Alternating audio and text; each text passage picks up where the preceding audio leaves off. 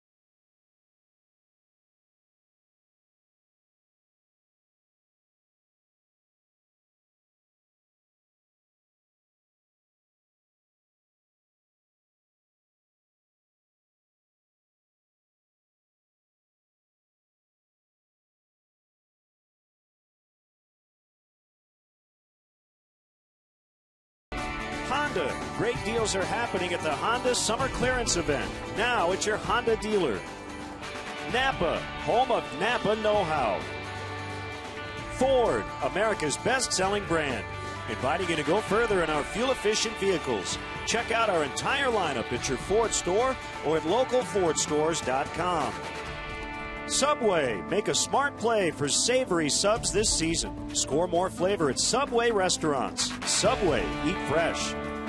And by Southwest Airlines. Book your low fare now at southwest.com. Cubs baseball in beautiful high definition on WGN TV is brought to you by Xfinity, your home for the most live sports. Joe Madden got a chance to chat with Vin Scully, the greatest who ever lived. Joe actually came up to the broadcast booth about 3 hours ago, and they had a nice chat. Let's hear from the Cubs manager.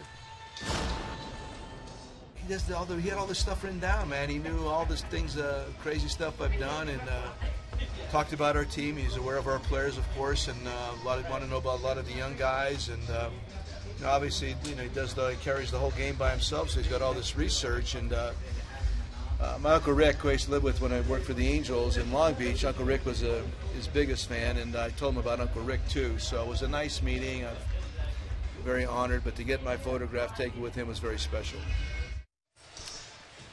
Great stuff. We will talk with the Hall of Famer for our pregame coverage on the leadoff man tomorrow as Clayton Kershaw gets set to face the Cubs, and their starting nine brought to you by Southwest Airlines. Book your low fare now at southwest.com. Good to see Dexter Fowler back in the lineup. Cubs are scoring just 3 runs total the last 2 days in San Francisco. Denorfia, Bryant, and Rizzo 2 through 4. Starlin Castro gets another start on this trip at second base. Matt Caesar homered off Kershaw back in June. He's in left. Miguel Montero will catch for Jason Hamill, with Addison Russell, the shortstop, hitting ninth. Check the Dodgers defensively here. It's a veteran group taking the field for Don Mattingly here tonight. The outfield, Crawford, Hernandez, Ethier. Infield, Turner, and then the ex-Phillies, Rollins and Utley in the middle. Adrian Gonzalez is the first baseman. That infield is combined to make 13 All-Star teams. Yasmani Grandal will do the catching this evening. And on the mound is Clayton Kershaw, still just 27 years of age, 6'3", 225, 10-6 with a 2.29 ERA. He's been absolutely brilliant of late. Among the league leaders in just about every category. Opponent batting average just 203. He has struck out 222 while walking, but 32. Oh, and by the way, a 1.49 ERA here in his home ballpark this year. Greg Gibson will be the home plate umpire. Chad Fairchild is at first. Pat Hoberg at second. And Jim Joyce, the crew chief, is at third. We reached 100 degrees here in the Los Angeles area this afternoon, so it's a scorcher tonight. And speaking of scorching, Dexter Fowler, 17 out of 40. That's a .425 batting average lifetime against Clayton Kershaw as he hits the first pitch into center, and a diving grab by Kike Hernandez. One pitch and one highlight reel play for the first out. Now Fowler with those good numbers against Kershaw, attacking early. Hernandez gets a nice break on that ball, and one pitch, one out for Kershaw. It's the conundrum for the Cub hitters. If he gets ahead of you, he's awfully tough. The league batting just 160 against Kershaw after he goes 0-1. But if you attack early and you make early outs, you're setting him up to pitch a complete game.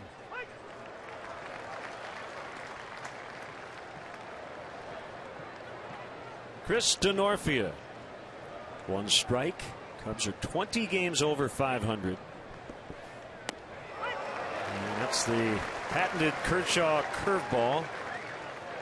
Michael Wacha, Mike Leake up in San Francisco tonight. We'll keep an eye on the Cardinals and Giants. Pirates have a late lead, 5-3 over the Rockies in the bottom of the 8th. 1-2 to Denorfia. One huge advantage of being here on the West Coast is a lot of those other games are over or just about finished in other time zones. Missed again a little wide.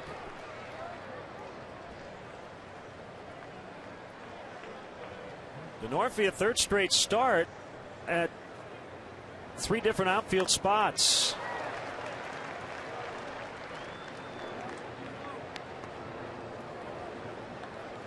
Now Kershaw got off to a pretty slow start. Late May, he had a 432 earned run average, but since May the 26th, 129.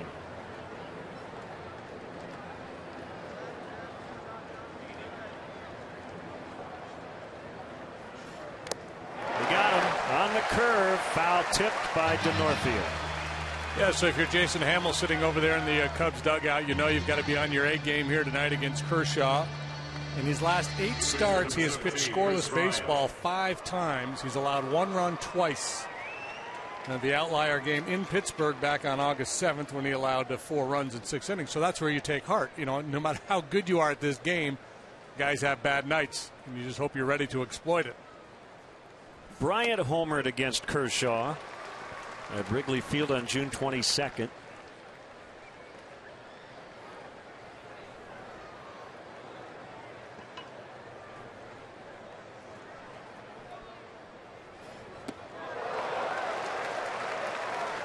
If that's going to be his curve tonight, this is going to be a long night.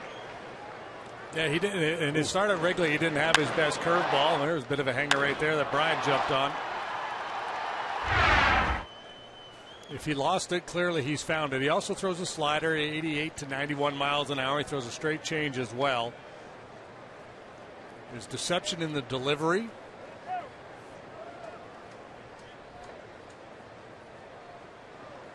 Rizzo on deck. You mentioned 27 years old, right in the prime of his career. He's from Dallas, Texas. And his 1-2 is a fastball at 95, painted for strike 3. Got some help from his center fielder to start it. Back-to-back Ks to finish off the Cubs in the first.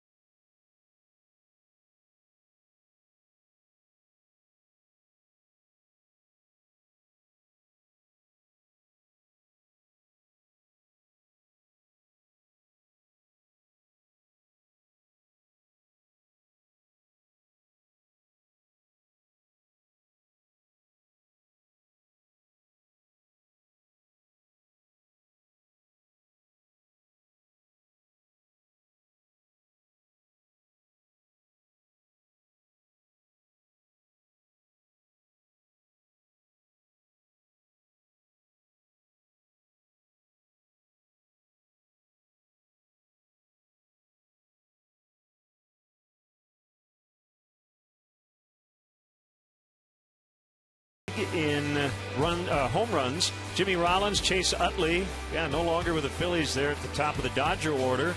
Adrian Gonzalez left early yesterday in Cincinnati, fouled a ball off his right knee. Justin Turner putting together another terrific year. Andre Ethier red hot here in the month of August.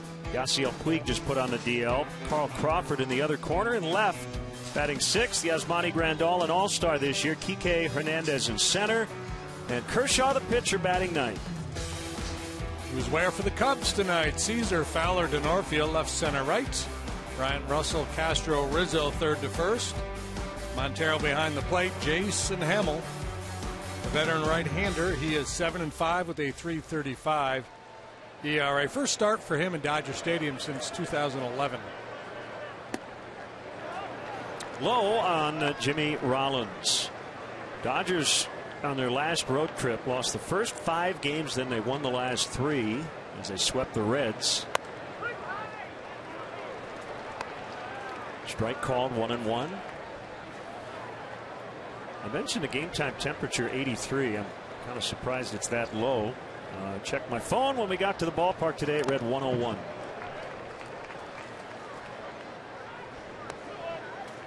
Yeah, it was smoking. Usually don't run into that out here, but every now and then you do. So if you're pitching, you'd like to be economical.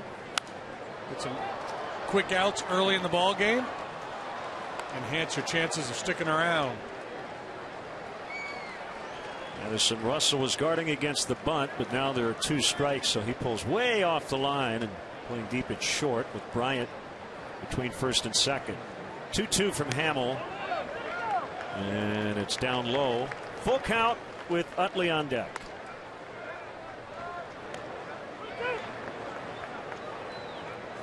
Jimmy Rollins in the leadoff spot here for the Dodgers doesn't really fit that profile, at least the numbers he's putting up this year. Not hitting for a high average, doesn't draw a lot of walks. The third baseman, Bryant, will make the play. And that is out number 1. Rollins from Northern California. Chase Utley, born in nearby Pasadena, went to UCLA. And acquired on August the 19th. 6 games so far with the Dodgers. He got off to a brutal start. On May 15th, 33 games into the season, he was hitting .124. Just to give you an idea of how meager that is. Pitchers in the National League this year have hit .132. So he was actually producing like a pitcher would at the plate through 33 games. But he was very good off the DL before he got traded. Yeah, that'll put a dent in your self-esteem, especially with a guy who's had a career like Chase Utley. And this guy's a borderline Hall of Famer, lifetime .282 hitter.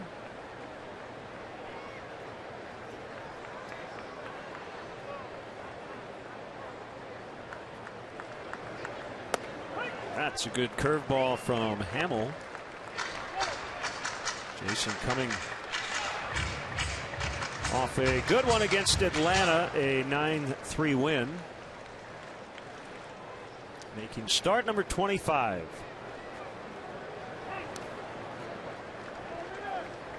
So Jamie Foxx took BP with the Cubs today. I heard Jack White was going to be in the ballpark. Showed you Joe Madden chatting with Vince Scully. Where's Pat Sajak? He's usually here. Hollywood, baby.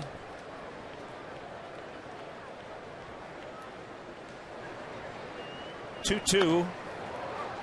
Tapped right back to Hamill. 2 outs. Where's Garland? How come Garland's not here? I haven't seen him, nor have I heard him, so I'm assuming he's not here tonight.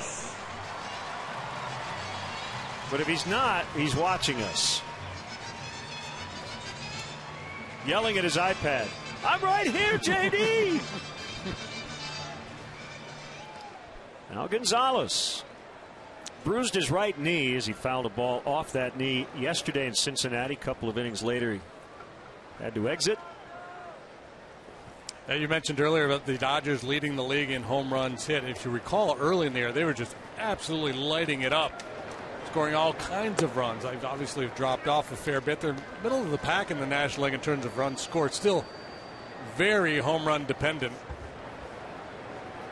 Mark McGwire, the hitting coach, alongside their manager, Don Mattingly.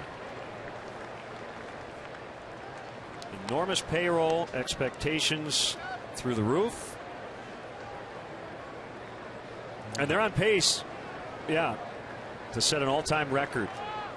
Over 47% of their runs via the home run. Gonzalez pops into shallow right, and it's Kristen Orfia to make the catch. No base runners for either team in an uneventful first inning.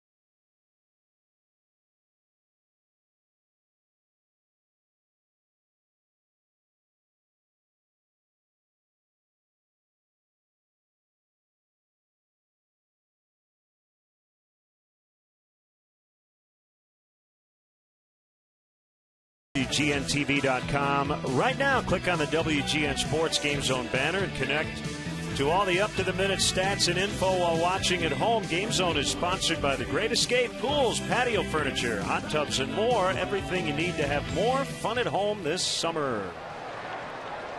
Anthony Rizzo with a foul pop that will reach the seats behind the Dodger dugout.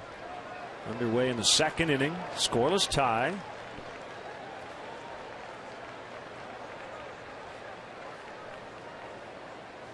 Nice night. Look at that. It's a hanging curveball right there.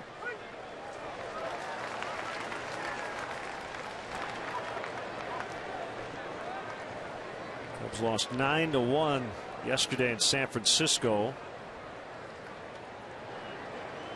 Beaten by Madison Bumgarner. And Rizzo strikes out. He has done that a little more frequently here as of late, 5 times now over his last 3 games. 1 away.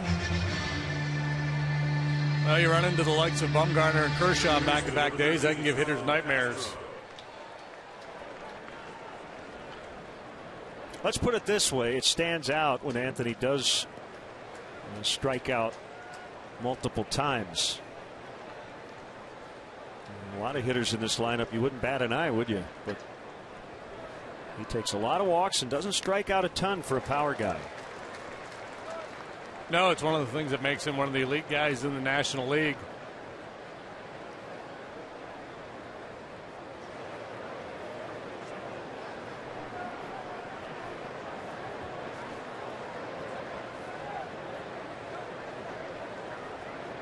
The 0-1 on Starlin Castro. Maybe low, maybe in.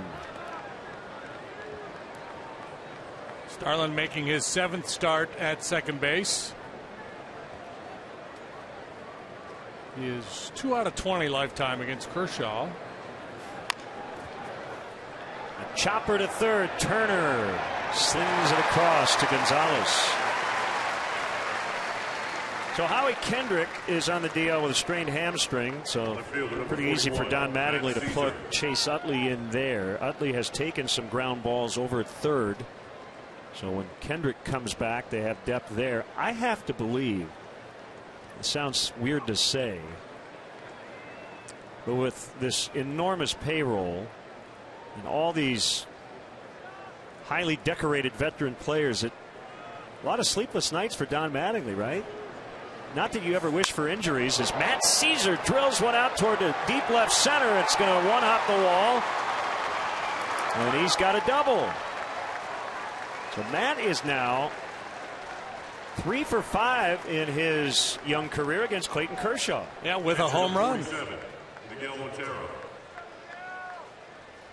First hit for either team. So the youngster Caesar can go back to the dugout and go, I don't know what the big deal is with this guy. I own him. Great swing of the bat. Chance for Montero here to give the Cubs an early lead. Yeah, so just to finish the point, if you're Don Mattingly, you don't hope for injuries, but it does make your job easier when you write out that lineup. It's like, I got to get Ethier in there. I got to get Crawford in there. Where do I play Puig? Jock Peterson's on the bench these days. I mean, they just have so many guys in the outfield. He's been. Yeah, well, and they got a lot of guys with big resumes, but some of these guys towards the latter stages of their career, not the player they once were. And the challenge for Don Mattingly, for any big league manager, is to get his guys to buy in, whether it's old guys or, well, old's not the right term, veteran guys or younger players. That team first mentality. Montero almost stuck his elbow out right into that ball. 1-1 on Miguel. Ethier is a great example of that. A guy who's in the last 2 or 3 years has seen his playing time rise and fall. There are stretches where he's out there every day. Then there's periods where he doesn't get many at bats. Swing and a miss. And a shot of Peterson. He's a big time Rookie of the Year candidate. Starter in the All-Star game. Has fallen on hard times with his batting average, still taking walks, but he's found himself on the bench with Hernandez taking over a lot of the time in center. 1-2, he got it. 2-out double by Caesar. No runs, however. Still scoreless after an inning and a half.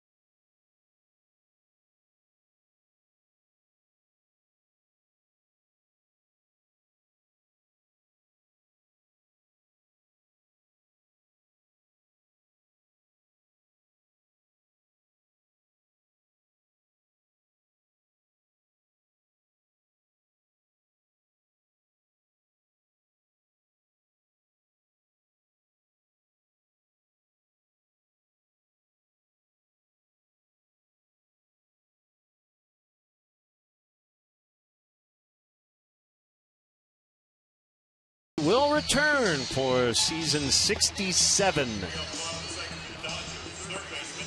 2016. Started with the Brooklyn Dodgers in 1950 and just got a long standing ovation. Best who ever lived.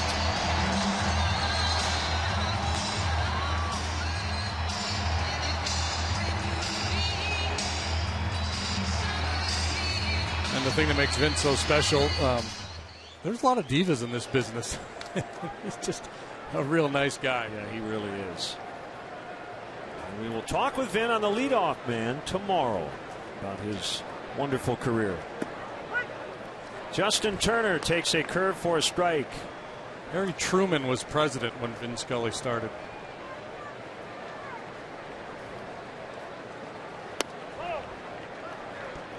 Turner was on the DL recently with a MRSA infection. That is a nasty skin infection. I hope you never have to deal with. I dealt with it a few years ago, and I can tell you, dangerous. I spent a night in the hospital. It is no fun at all. And performance has suffered since he came off of that time off. Batting just a .182 in August. He was hitting .323 before he went down. He has been absolutely terrific the last 2 years with the Dodgers. .321 average as a Dodger. Over 300 games with the Orioles and Mets. 09 to 13. .260 hitter.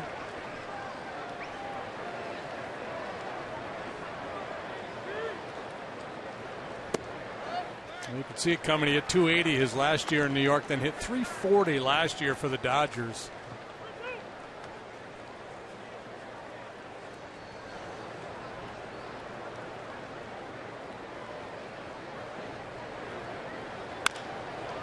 Ground ball backhanded by Russell.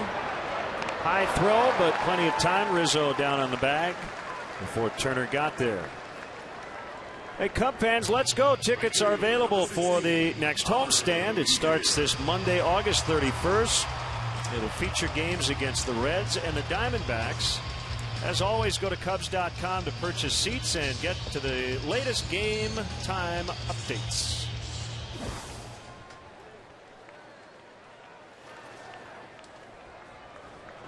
Now Ethier playing right.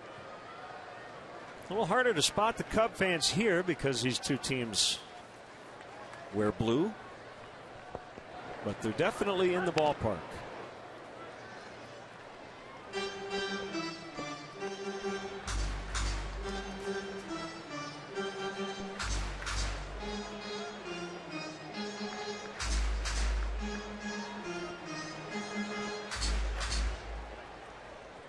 Even the rosin bag is colored blue. Good changeup. Yeah. Well, Hamel, he pitched a dandy against this Dodger team earlier this year. In that game, he was matched up with Zach Greinke, so he's drawn kind of the short stick here when facing the Dodgers. He was brilliant in that ball game. Went 7 2/3 scoreless, allowed just 2 hits. Cubs won that one 1-zip in 10 innings. Caesar will have to play it on a bounce. He kept it from getting by him. Throw to second, a little offline. And Ethier's in with a double.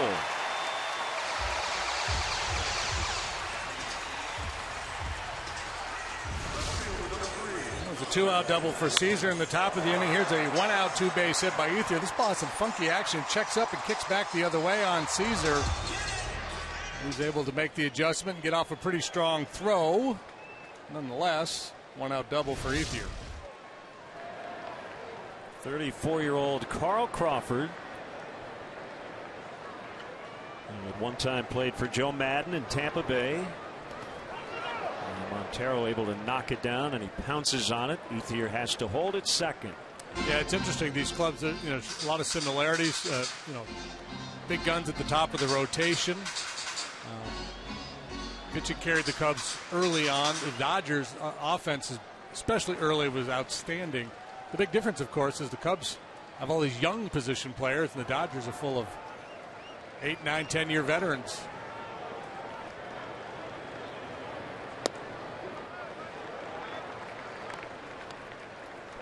The Dodger club, that you talk to a lot of people around the game, one of the things you hear is, well, they're underachieving or haven't met expectations, which may be true, but they've been in first place like every day since the middle of April. You are absolutely right. Since April 15th, all but one day in first. That's talk about the burden of expectations. Yep.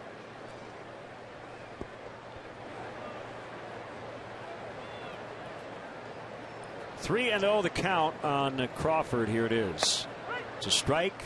It's 3-1. It's Don Mattingly's 5th year managing the Dodgers. He's gone to the postseason twice, eliminated both times by the Cardinals. Once in the LCS, once in the LDS.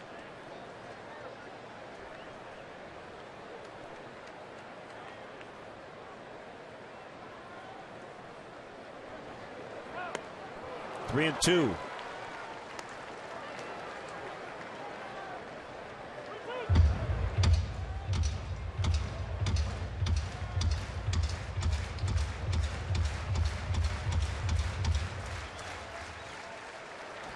First place finishes each of the last 2 years and looking for 3 in a row.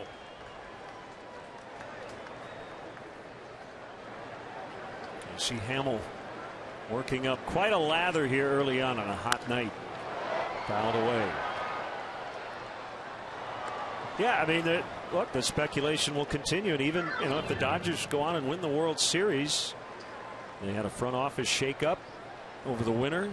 Andrew Friedman, former Rays executive VP of baseball operations, now running things here. And it just may be a point in which he wants his quote own guy in that chair as Crawford takes the walk. But isn't his own guy over in the Cub dugout? That was on his the own rumor, guy right? When Joe isn't going anywhere. When Joe got out of his deal with Tampa, that was all the speculation, is that he would end up here. And Friedman immediately said, "No, Don Mattingly's my manager," and the rest is history. Let's go, Dodgers. Or history in the making.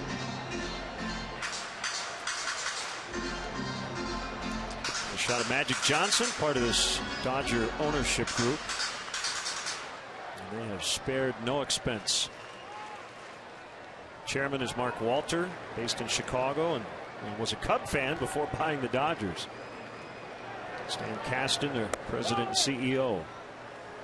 Switch hitting, Yasmani Grandal, coming off a game he'd rather forget yesterday in Cincinnati. 0 for 4 with a strikeout, and he grounded into 3 double plays. And sure enough, runners at first and second, 1 out in his first at bat tonight. 1-1. Yeah, if you're Don Mattingly, you'd be tempted to start the base runners. Just for this kid's mental health if he bounces into another one. Hamill is not a ground ball pitcher. It's not to say he can't get one.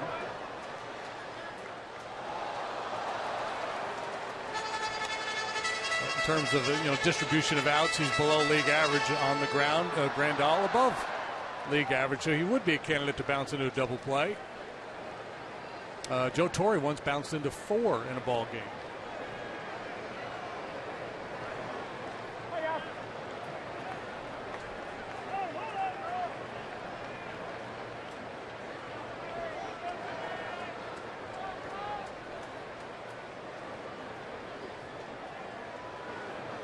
One and two, here it comes. Even at 2-2. Hernandez on deck.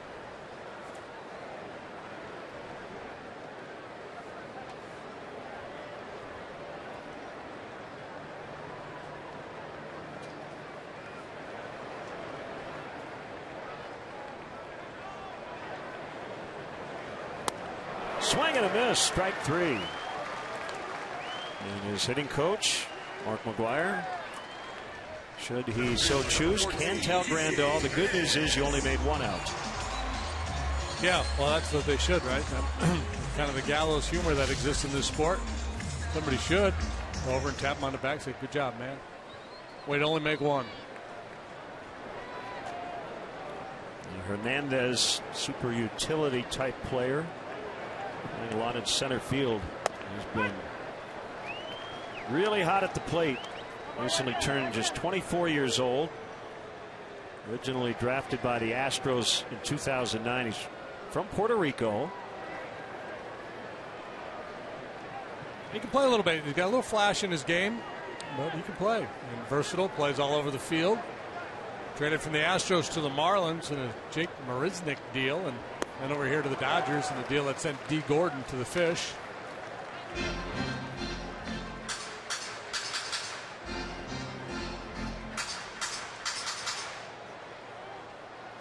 So really just getting his big league career started. Only his 111th game at this level. 2 on, 2 down. And the 2-strike pitch, and he went around to end the inning. Back-to-back Ks, Grandal and Hernandez, and Hamill escapes.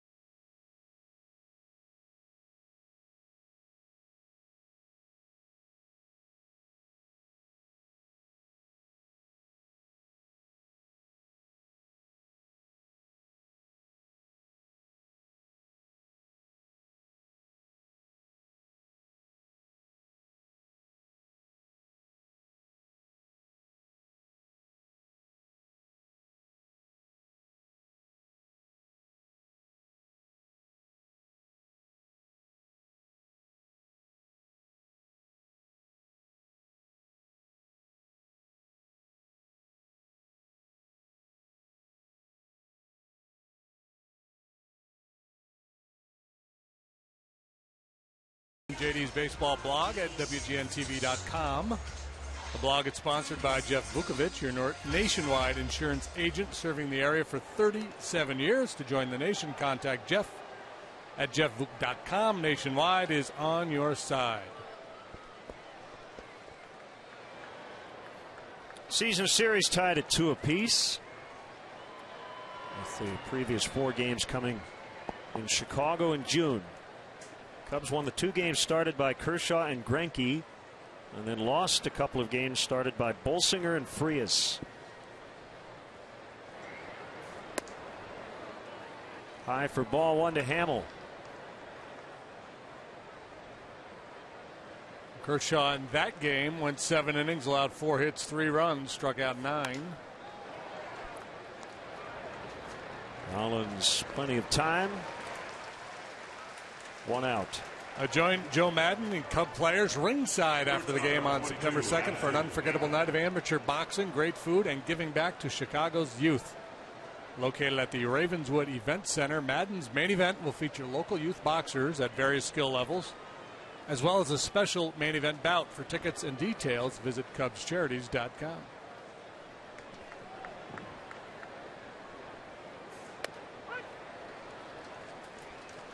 Strike called on Addison Russell.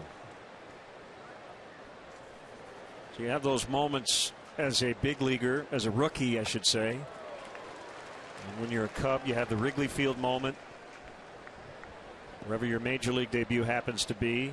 And then I think coming here is also one of those moments. Dodger Stadium. On the glitter of Los Angeles, you take BP and you see, as I said, Jamie Foxx grab a bat. Yeah, there's always not always, but usually some celebrities floating around. Pretty decent chance you'll see a Scott Boras at some point during the series. Right on cue. I didn't even know he was here, but always a pretty good bet. Strike 3 called on the outside for strikeout number 5. Not sure about that one. It's a good pitch. I'm not sure if it got the corner. See what Xfinity thinks. Number 4 there, a little bit off the edge.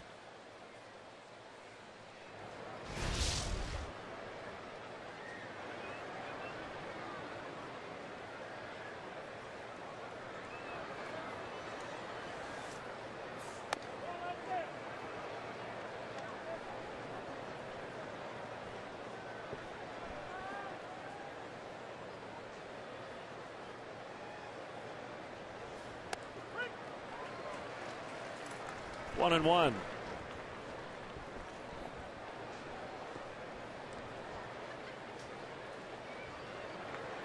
Kershaw doesn't take too much time between pitches as Fowler swings over the top.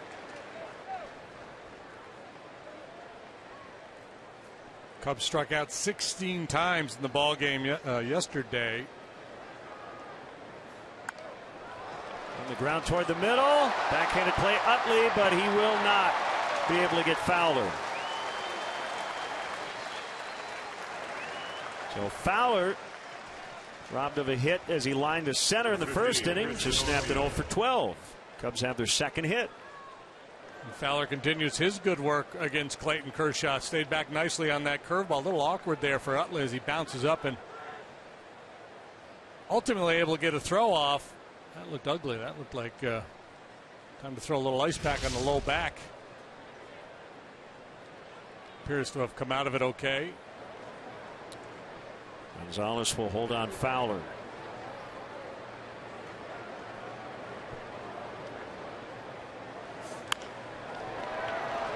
Rollins will backhand. They'll get Fowler at second, and that will end the inning. Midway in the third, Cubs nothing.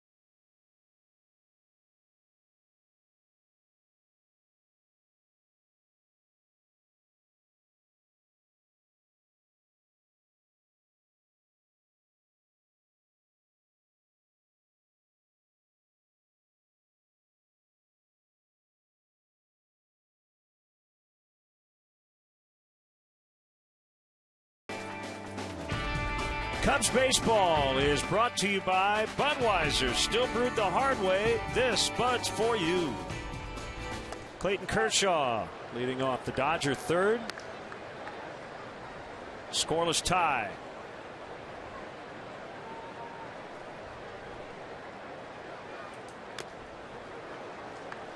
Healthy Hack. 1-1.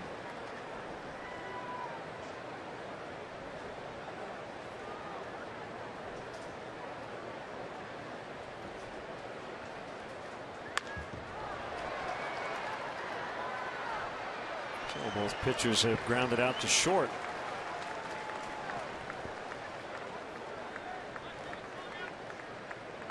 Number 11, Jimmy Rollins. Back to the top now, and Rollins acquired from the Phillies in December, final year of his contract. Putting up right now the lowest batting average and OPS of his career.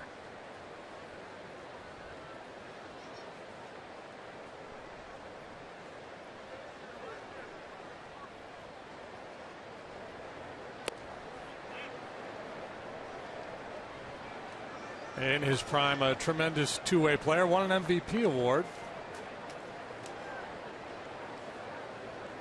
Steal a bunch of bases, hit the ball out of the ballpark. He's won 4 Gold Gloves. Against the shift, there was nobody playing in that area as Russell is essentially playing third. Had 3 guys over on the other side of second, so he's aboard for his longtime teammate Chase Utley. Yeah, for a stretch here, the Phillies were on top of the baseball world. Those 2 guys right in the middle of it. With Ryan Howard and Chute Ruiz. It's pretty fine starting pitching as well. But, you know, all dynasties must come to an end. If you want to. Time stops for no one. Yeah, characterize what the Phillies had as a dynasty. I don't know if it was a dynasty, but it was a really good run.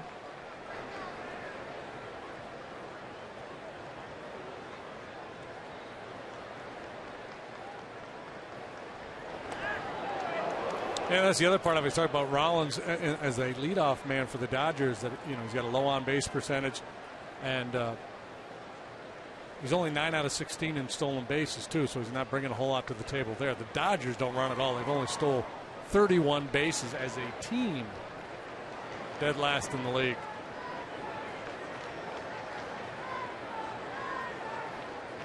And they don't have a very good percentage either. Utley fouls.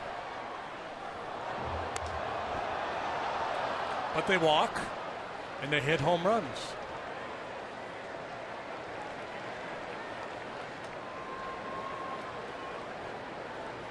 .462 steals puts him 4th on the active list. His teammate Carl Crawford is 3rd with 473.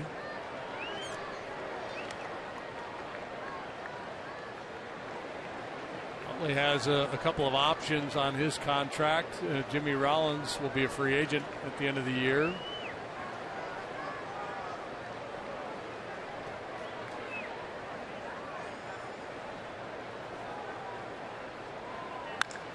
Utley lines this one out into very deep right center. Rollins coming around third. Ron Renicke's going to send him. Relay throw to the plate, not in time. And the Dodgers have a lead as Utley ends up at third. It's 1-0. They should be a double and advancing to third on the throw. Good heads up base running by Utley, reading that play. So the former Phils conspire to give the Dodgers the lead. Utley with that short, compact, powerful stroke pumps one into the alley out there in right center, high off the wall on a hop. And you see Utley peeking back over his shoulder, seeing that throw heading home. So 2-base hit and advancing on the throw. 4 men on the infield will move in against Adrian Gonzalez. He takes ball 1.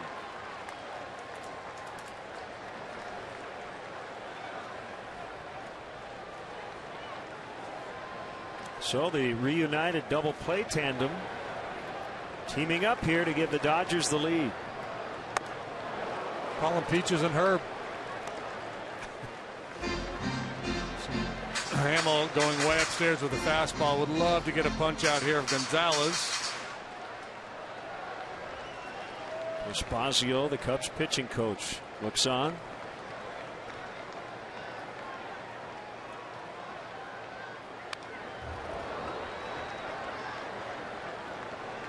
Gonzalez, an all-star this year, 5th time in his career, first time since 2011.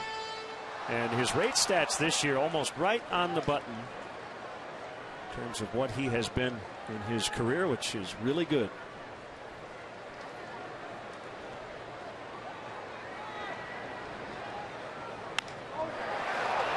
Not very deep.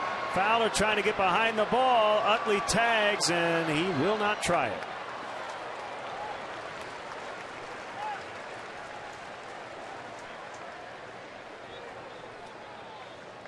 Number 10, Justin Turner.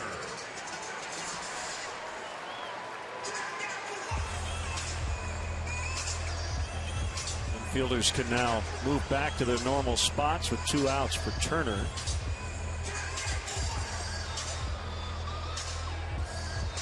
Talked about Turner last time up. How he had really blossomed in the last couple of years. The line drive hitter, but he's found the power stroke this year. 15 home runs for Turner.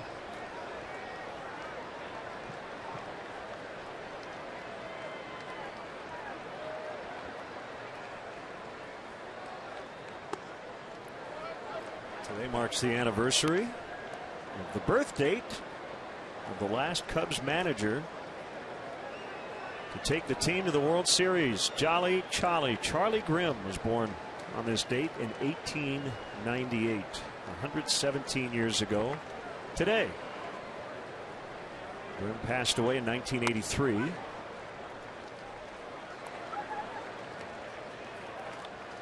As far as we know, no relationship to it, Justin. Correct. But maybe, who knows?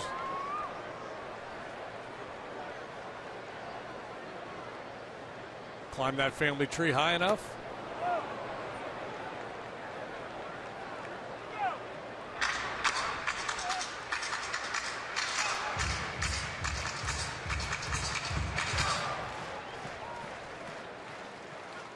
I think you could make a case Charlie Grimm, the most important manager to date in Cubs history, since he was a part of a bunch of World Series. Joe Maddon trying to force his way into the picture with his long-term contract.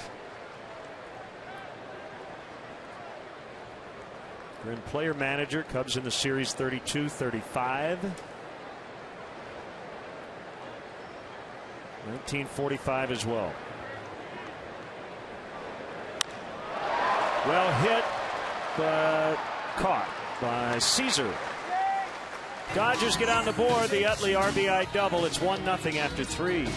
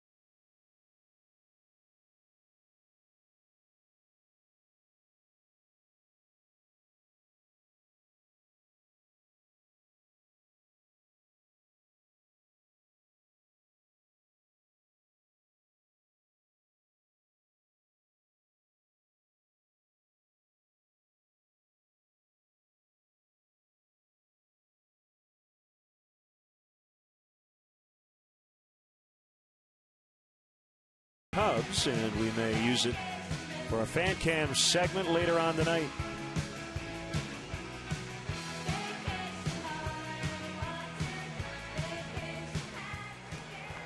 Clayton Kershaw with a 1-0 lead. Fourth inning. Now back by Bryant.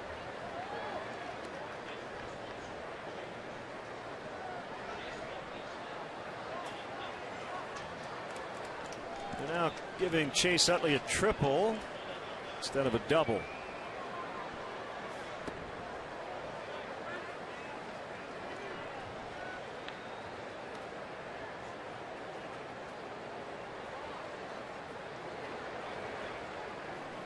One and one to Bryant.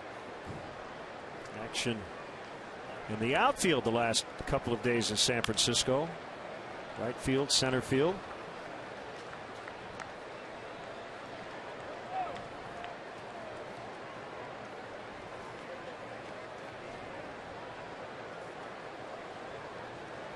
Chris singled an infield hit last time up in the ball game yesterday to keep his hitting streak alive. Swung on and missed, so he has struck out twice. 6 for Kershaw. Caught looking last time and then chasing the high heater here. Number 44, Anthony Rizzo.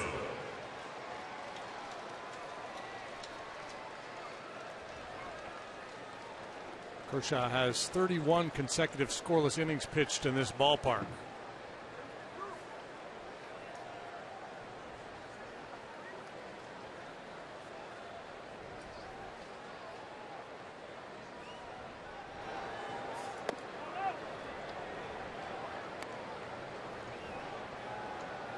Like doing the Saturday crossword and the Sunday crossword back to back with Bumgarner and Kershaw.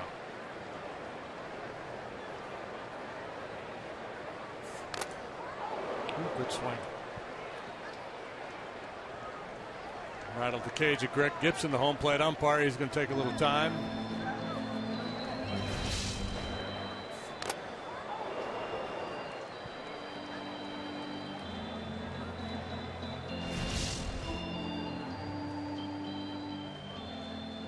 Waving off the trainer, just wants to take a little time to clear his head. Most career ERA in a ballpark since 1914. Clayton Kershaw, 2.07. Trailing only Pete Alexander, who fashioned a 178 at the Baker Bowl. That was in Philadelphia, and I'm guessing a whole bunch of that was during the dead ball era.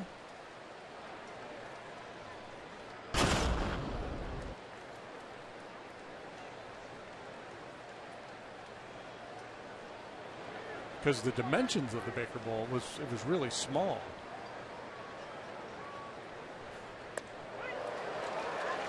Curveball, strike 1 and 2.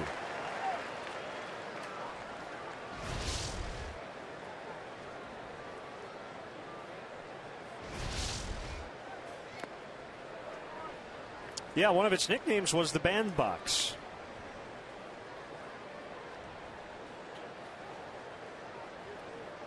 I think it was short to right. 280 to right. 300 to right center. I think they had a high wall.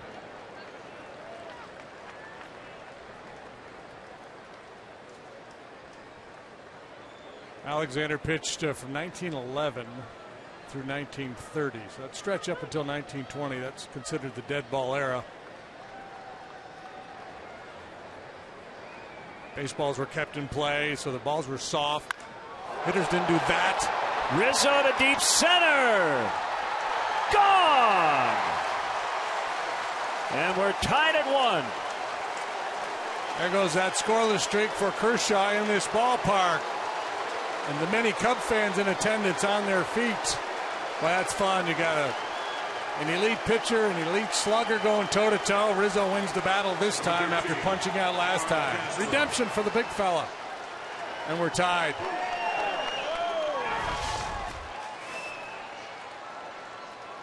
What a sweet swing. Number 26. Southwest Airlines, how far did it fly? 440 feet.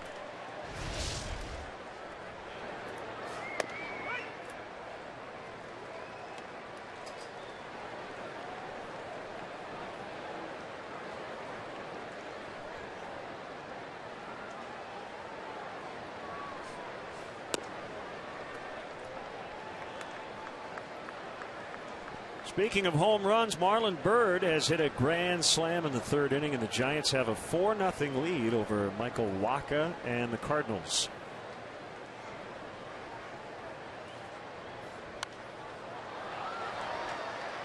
And a 3-run jack in the ball game yesterday. Yep. Giants put Matt Cain on the disabled list today. So we continue to struggle with the health, man. They got Pence, Panic, Pagan, now Cain. His last name doesn't even start with P, and he still went to the DL. And it rhymes with pain. Swing and a miss. Hate to laugh. Not laughing at his injury, but at your joke. 7 strikeouts. You gotta laugh at it if you're him. Kinda. Number 41, Matt Caesar. Caesar doubled in the second.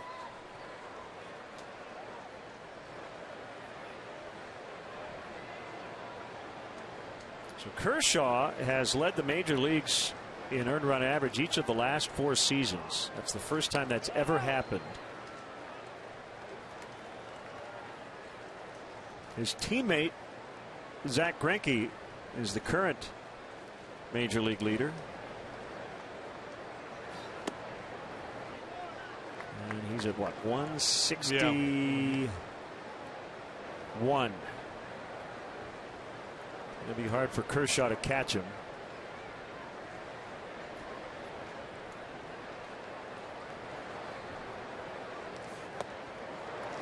Kershaw currently 4th in the National League in earned run average. Jake Arrieta stands 2nd with a 2.22, and Jacob deGrom before Kershaw.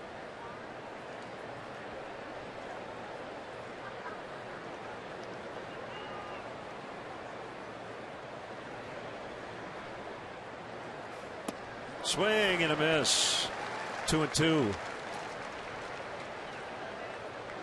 That was the changeup.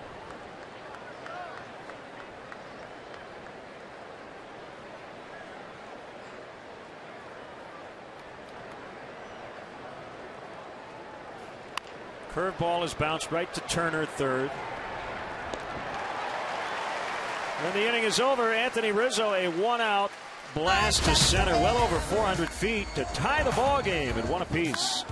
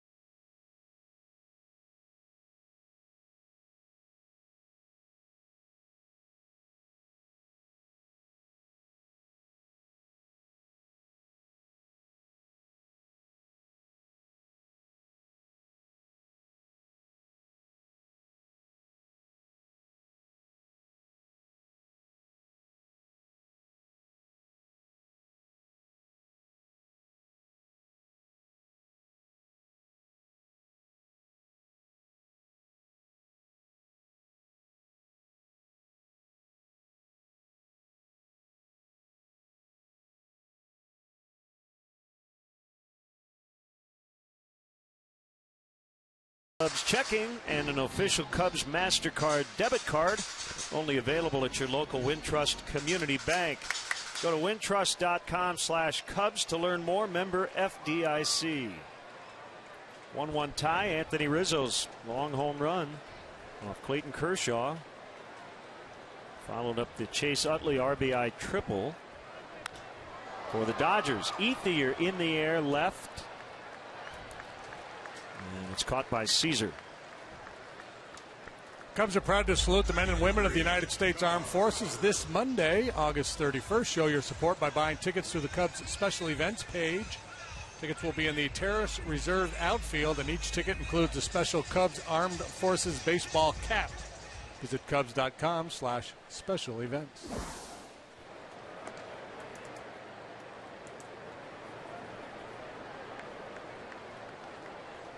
Crawford took a walk in the second.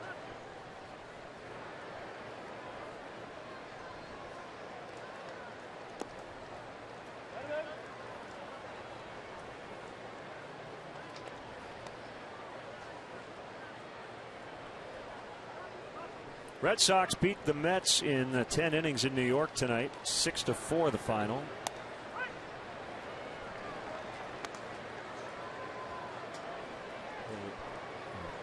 86 World Series rematch.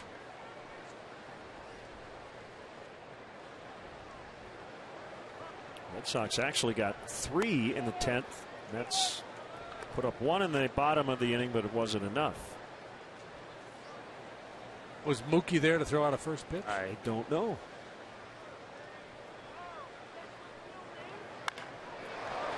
Hammered into the right field corner.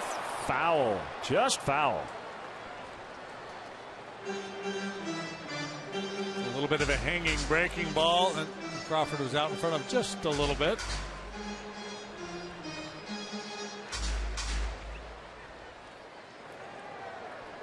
Switch hitting catcher Blake Swihart had the go-ahead inside the park home run to center field at Citi Field for the Red Sox tonight. Swing and a miss, strike 3. Number 9, Yasmani Grandal. I would be inclined to want to see that. A catcher. Oh yeah, that's a rare. An inside the park home run is rare to begin with, and then a catcher. I don't know anything about Swihart. They run okay. I don't know. He could be the John Wathan of his time. He has 1 steal and 3 tries. 61 games going in. That's one Jason of Kendall. those baseball things. Catchers are never fast. They're always fast for a catcher, or he runs well for a catcher. Right. There's always that qualifier.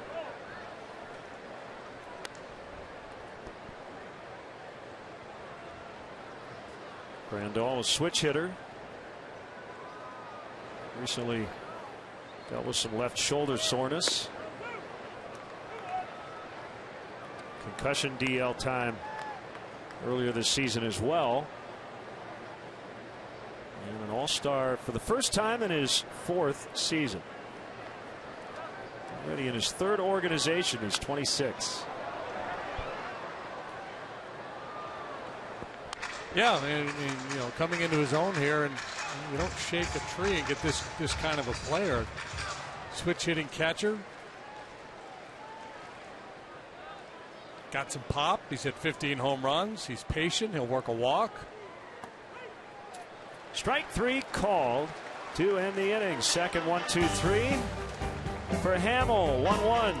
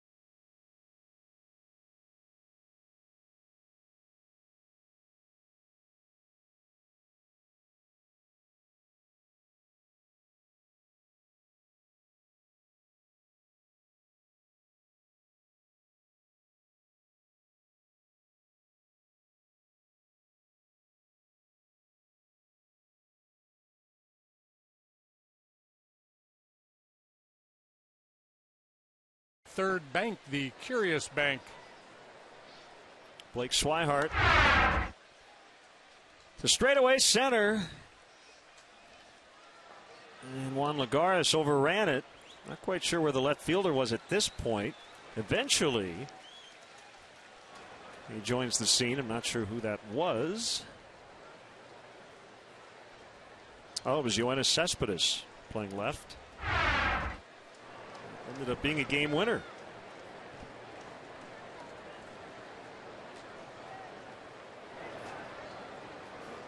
Swing and a miss. Miguel Montero. A fastball, curveball get a lot of headlines for Kershaw, but that slider is a plus pitch as well. Actually throws the slider more than he does the curveball.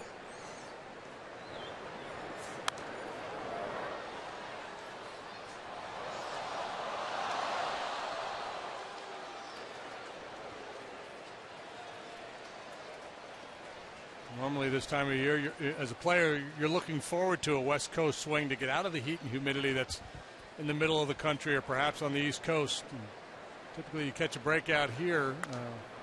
Beautiful in San Francisco, but really warm here this evening. Challenge these pitchers to go deep. I would imagine Kershaw would welcome another shot at a postseason matchup with the Cardinals. Last 2 years, 0-4 with a 7.15 in the playoffs versus St. Louis. Both teams on track to be in the tournament as Montero swings and misses. Grandal will get him at first. Strikeout number 8 for Kershaw. Join the Cubs on Wednesday, September 23rd, as we salute students, alumni, and fans of the Big Ten. The Salute to the Big Ten ticket package includes a Budweiser bleacher ticket and a special edition Cubs beanie in your favorite Big Ten school colors. Visit Cubs.com/special events.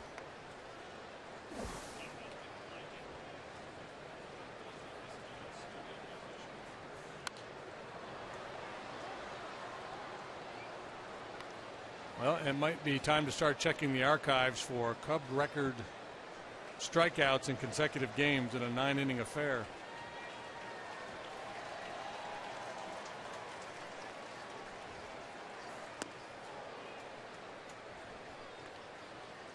Hamill made contact. He grounded to short his first time up.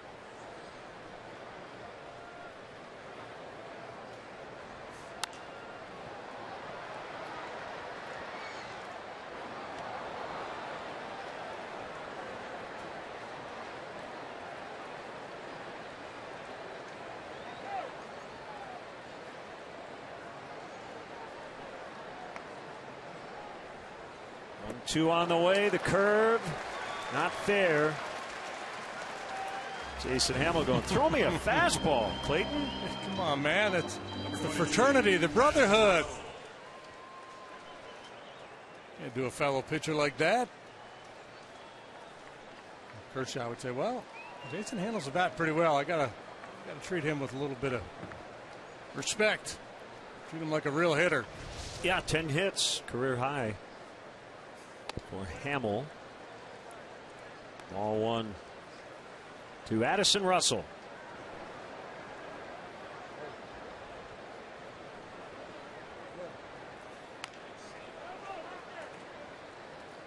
Pirates winners tonight beat the Rockies 5-3 in Pittsburgh. Pirates now 45-20 in their home ballpark.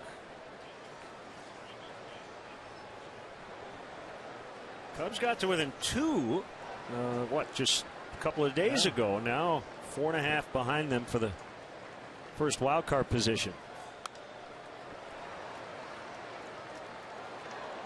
Yeah, you would think they'd be in for a little bit of a letdown, a tough stretch. Has not been the case. Pretty much the same thing with the Cardinals. They've won 5 in a row.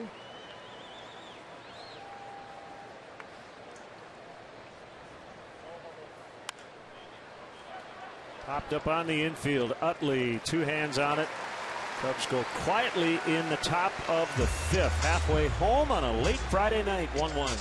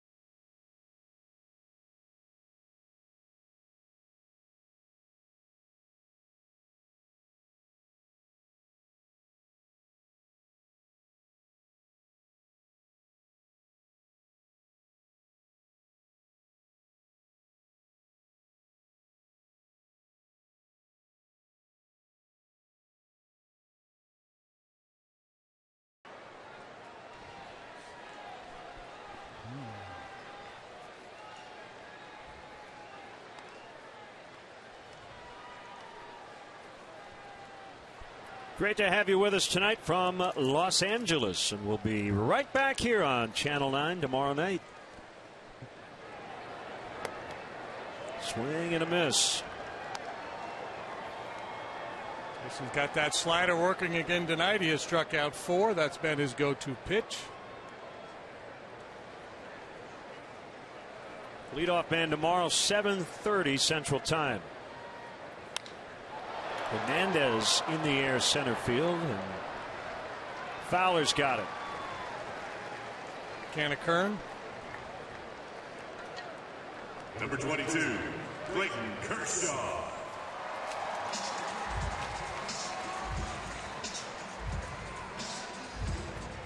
Eight, 9-1 for a pitcher always feels like it should be an easy inning.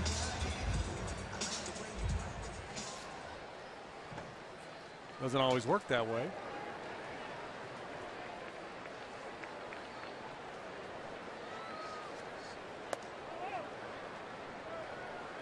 Miami beat Washington 4-3. Max Scherzer is 11-11. He took the loss. Denard Span has left hip surgery on the horizon, so he's done, right? Yep. Done for the year.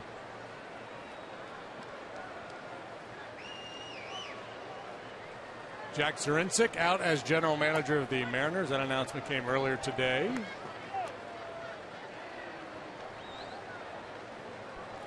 His assistant, Jeff Kingston, promoted on an interim basis. And the Red Sox beating the Mets tonight. That snapped New York's 7-game winning streak. But with the Nationals losing, the Mets still have a 6.5-game lead.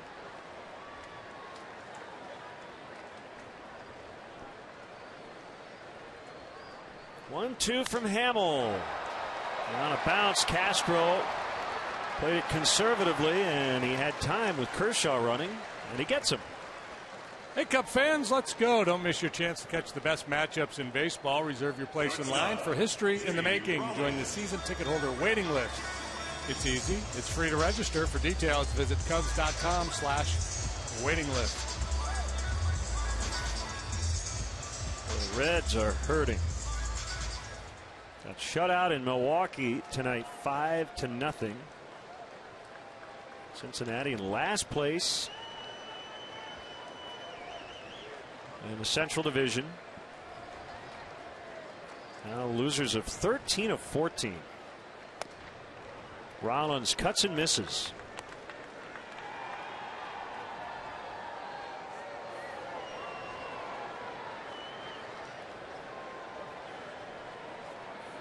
Henny Youngman with 6 shutout innings for the Brewers tonight.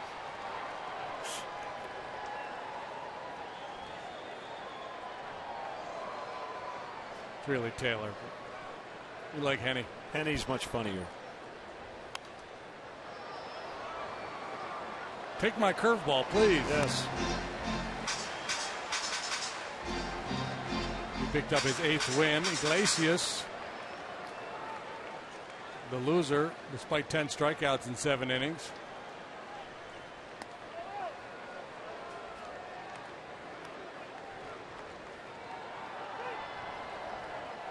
Yeah, see, that's the thing. You're going to start hearing it this time of year. And you hear from all kinds of people in and around the game. And we'll talk about it later. Yes, we will. Aren't you? You see, you're going to go to bed because it's late back there, but now you're going to stay up to hear. 1-1. Vince coming back next year 67.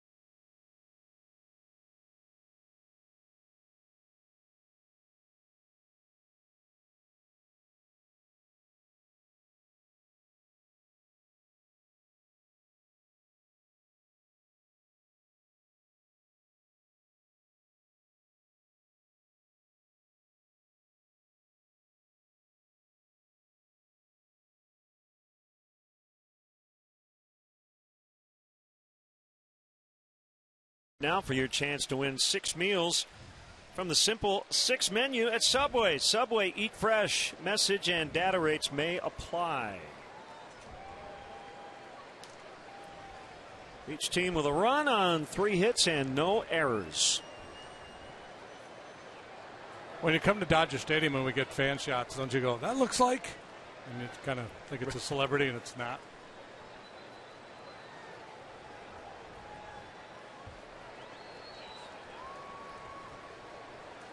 Clayton Kershaw to Dexter Fowler, and a strike.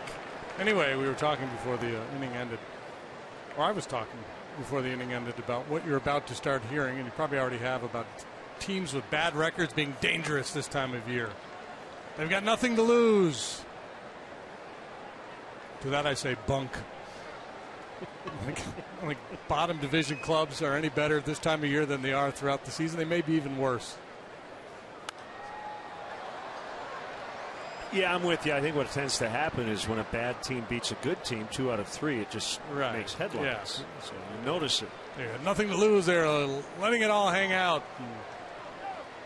Similar silly statements.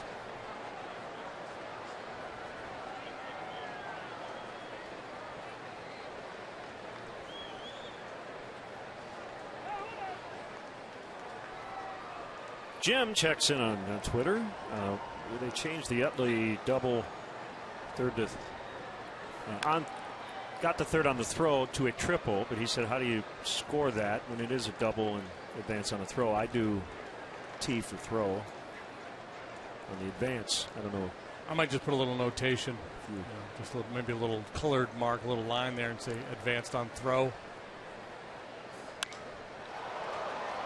Deep right, playable. Ethier's got it.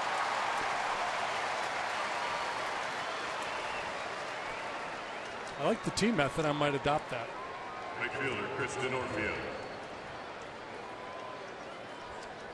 Are you an F9 or just a 9? I'm a 9 circle. Okay. Circle my flyouts. I'll put an L9 for a line out. I want to be able to distinguish between hard contact and a blooper. Yep, I'm with you on that.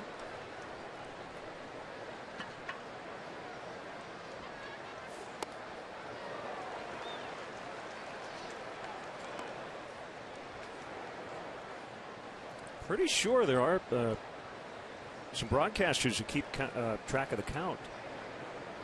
Yeah, I think some do. It's way too much work for me. Ooh, yeah, I would agree.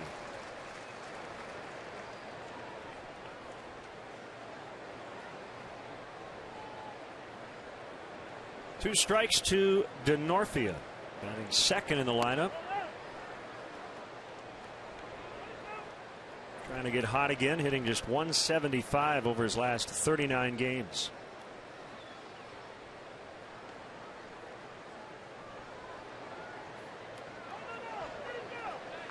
Good take there by Denorfia. Kershaw so good. Once he gets the jump on you, you see he took a shot at the outside corner with that fastball, making sure if he's going to miss away. And then he comes back with that bounced curveball looking for a chase, and Denorfia showing good discipline laying off. But every pitch sets up the next. Every pitch has a purpose.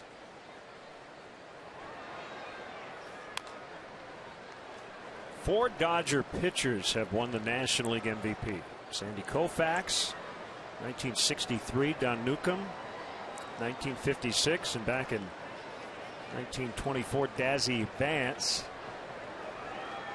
Last year it was Kershaw. He was the first Dodger overall to win it since Kurt Gibson in 1988.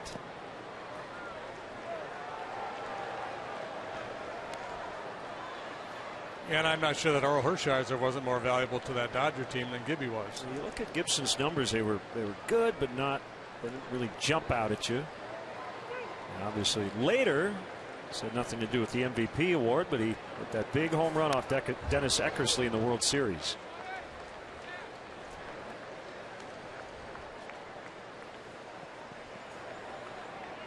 Slowly but surely that ERA getting down close to the level he pitched at last year. It's going to be difficult, obviously, to get to 20 wins again this year.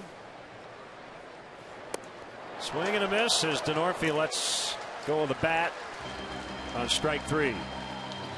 Some premium yellow birch right there, JD. Yeah. It's the best kind.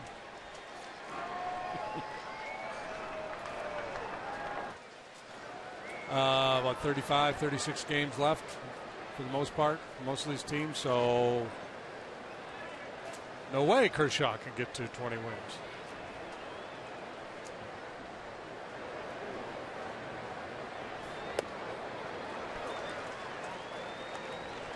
Swinging strike on Chris Bryant. You know who can? Jake Arrieta. Yes, sir. He's going to pitch here Sunday against Alex Wood. Mañana, it's John Lester and Matt Latos.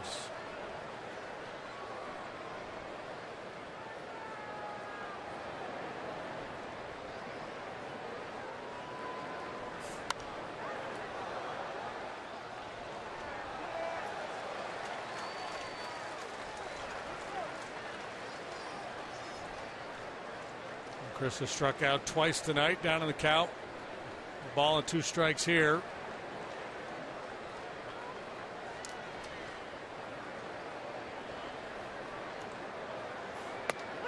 Oh, I don't know. 11 for Kershaw. Bottom 6, 1-1.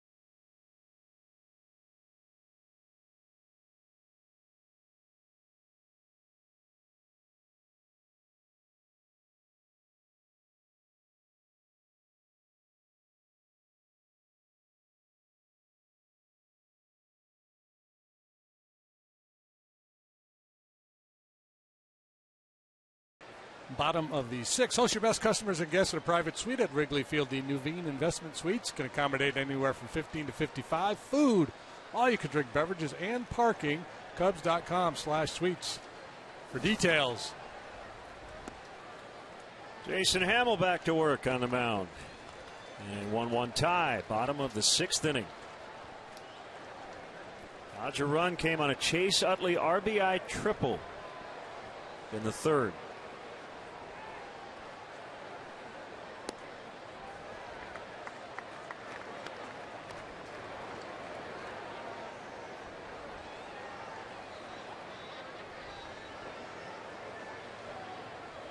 Mentioned earlier he had a DL stint with the Phillies. That was due to a right ankle injury.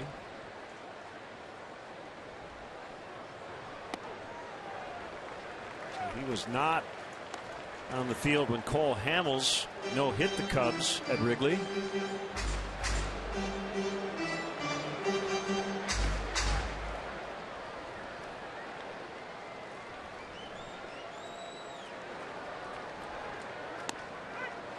Three and one. We've noted this in the past. Chase Utley takes, I think, the latest practice swing in baseball.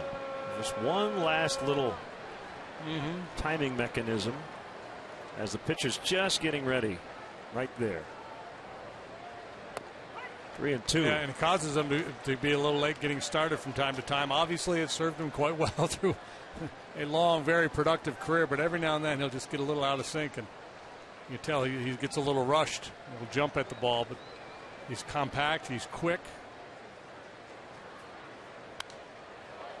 A little tardy there.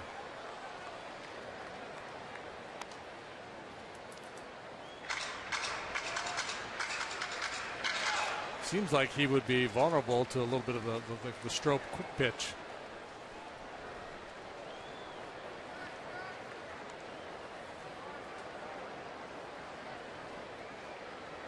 Yeah, that time he really waited. And yeah, you can see he waits, he takes a swing, he bumps it off his shoulder one time, and then goes into kind of his load position. Travis Wood is up in the right field bullpen.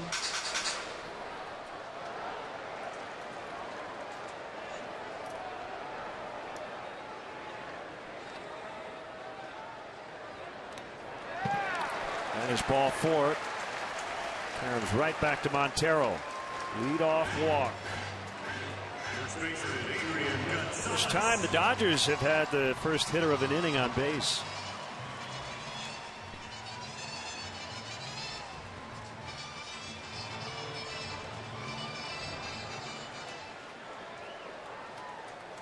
Obviously a dangerous point in this ball game for Hamill. Middle of the order, getting their third look.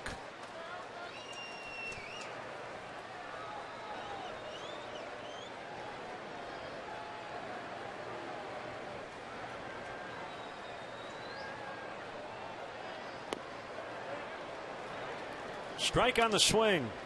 0-1.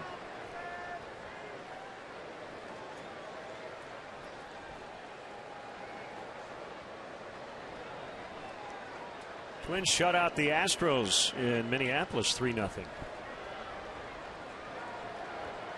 How about a meaningful series for two teams named the Astros and the Twins? It's kind of fun. Yeah.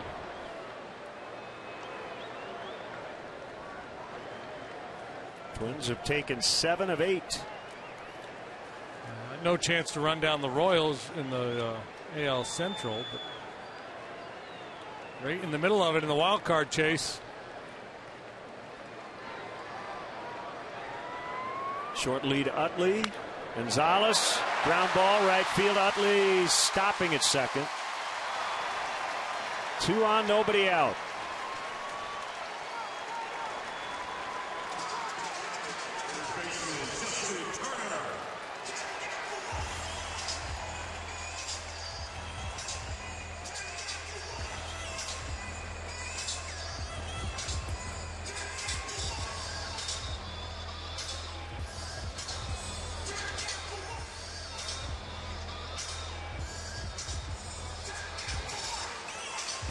Well, this is go time right here for Jason Hamill. Left-handed hitter Andre Ethier on deck. But regardless of this confrontation here, he may be coming out of this ball game. But we'll see how it plays out. But if he can get a ground ball from Turner, get 2, he may change Joe's mind perhaps.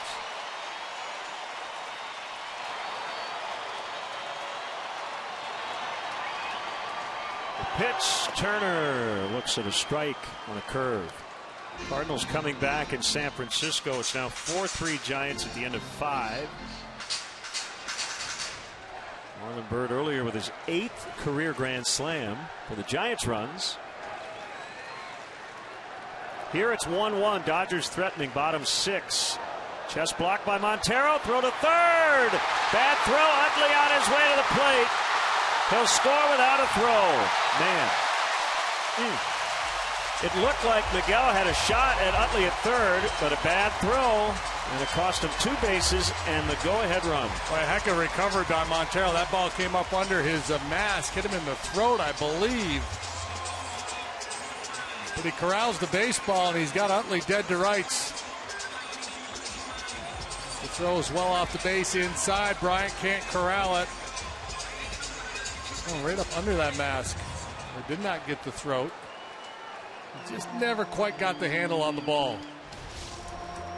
Too bad we didn't have that rule we saw on the last homestand where the ball got caught in the paraphernalia. It would have been one base. Yeah, dead ball. So, runner at second, a run in, and a 1-1 to Turner. That one gets right through his legs, and Gonzalez now to third. Thinking that'll be 2 wild pitches here in this inning. And Utley scoring on the error by Montero. Still waiting on the scoring of that play.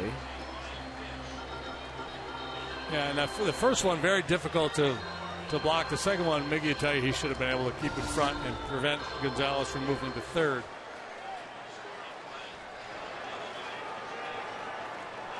So 2 wild ones charged to Hamill. Infield in now.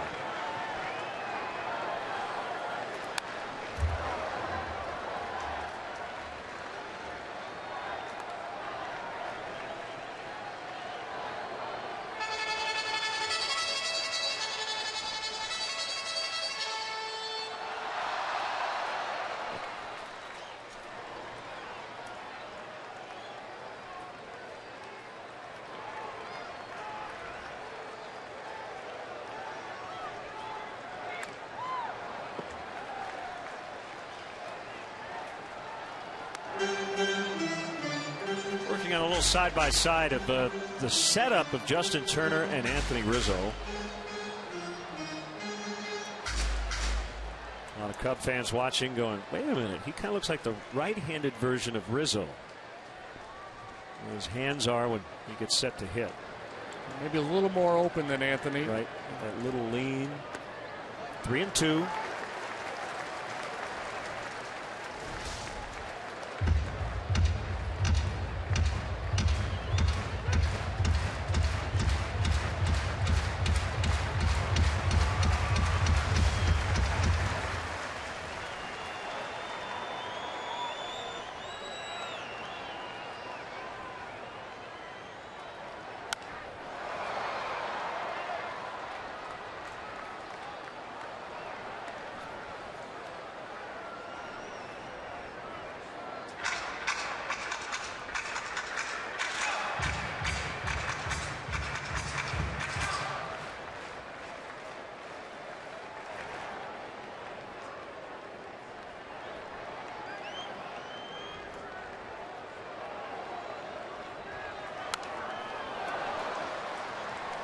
One of the challenges for Jason as he gets through the order the third time is he's basically a 2-pitch pitcher. He does have a curveball and a change, but he doesn't use those pitches very often. So hitters are pretty well locked in that he's going to come fastball slider. So his margin for error in that regard is a little bit smaller. Sometimes if you've got a 4-pitch mix, you can get away with some mistakes in the strike zone because the hitters are thinking about so many different pitches.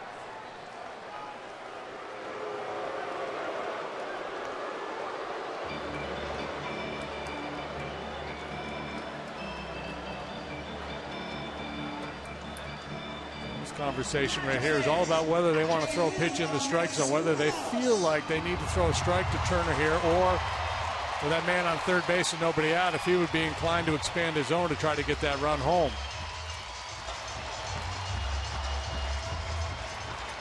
The other part of it is, the trust factor of a couple balls in the dirt that have allowed base runners to move up. You can't take that out of the arsenal. You still have to be able to throw that bounce chase slider.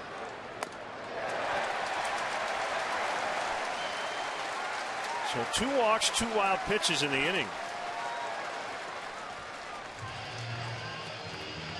And Joe conferring with Mike Borzello before he heads out to the mound. So maybe this is a combination of, I'm going to make a move, and I also want to be able to tell Travis Wood how we want to get after Ethier here.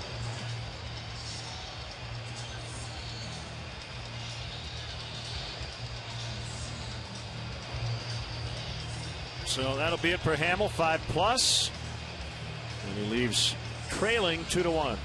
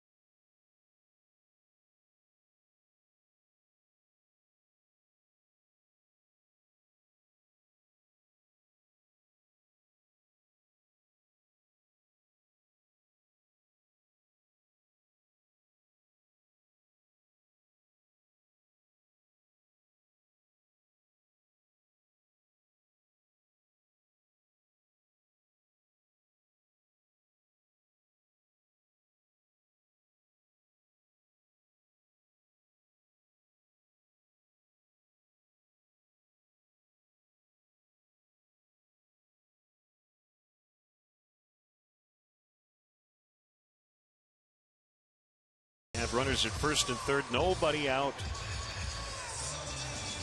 Yeah, and so obviously down again to Clayton Kershaw. We got to try to minimize the damage here and stay in this ball game. And Don Mattingly's going to counter this move, go to his bench. Scott Van Slyke is going to take this at bat for Ethier.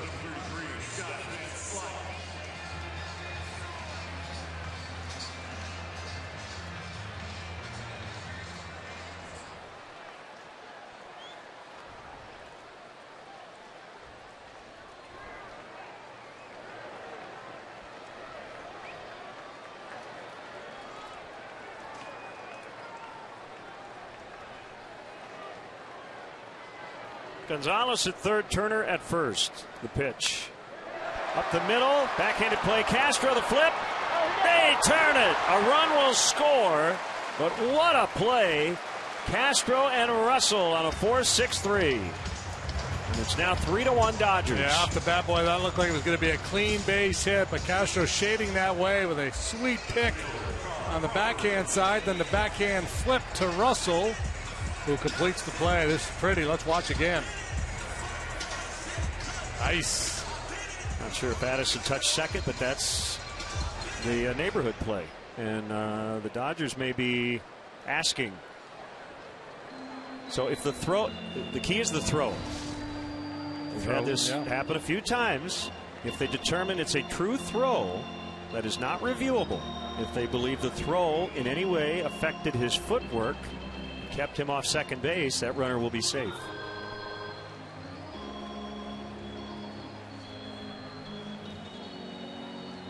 Hate to have such a beautiful twin killing it. Yeah, let's just move on. Just come on, Donnie, don't challenge us for the pure artistry. Appreciate the beauty of the play. Yeah. Huh.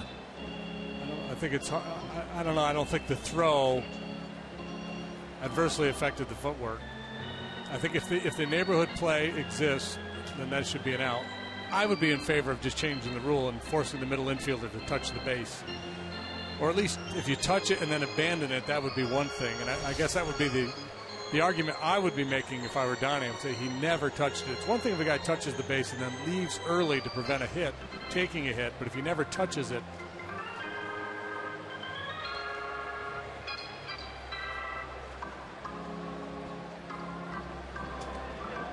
you can tell by the nature of some of these conversations we see on this play that there's some ambiguity because there's always this parsing going on.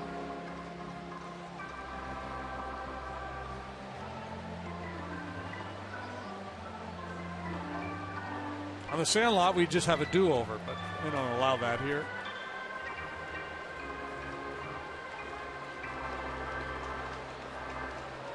So no RBI for Van Slyke. It is 3-1.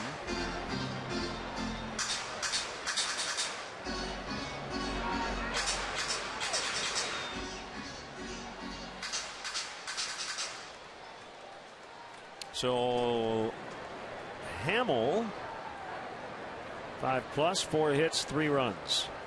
Book is closed on him. 3 walks, 5 Ks.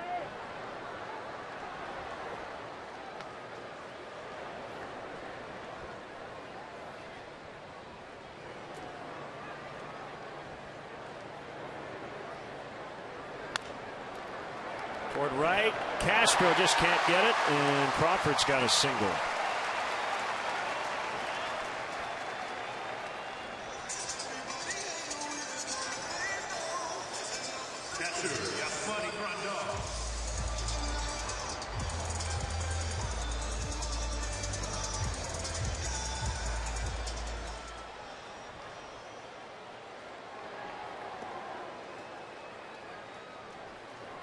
Grandal's been really good from this side of the plate. And a switch hitter, he's batting .326 as a right-handed batter.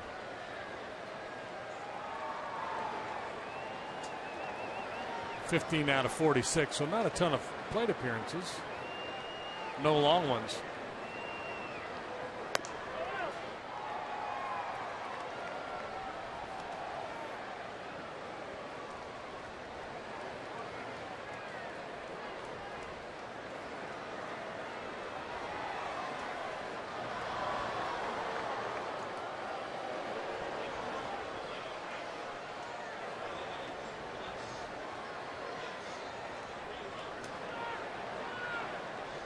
A question about the term plus. We mentioned a starter's line. Jason Hamill considered 5 innings plus tonight because he faced batters in the next inning but didn't record an out. If he had recorded 1 out, it would have been 5 1/3, but he faced 3 and didn't get any of them. If it's 5 innings, that means he didn't come out for the 6th.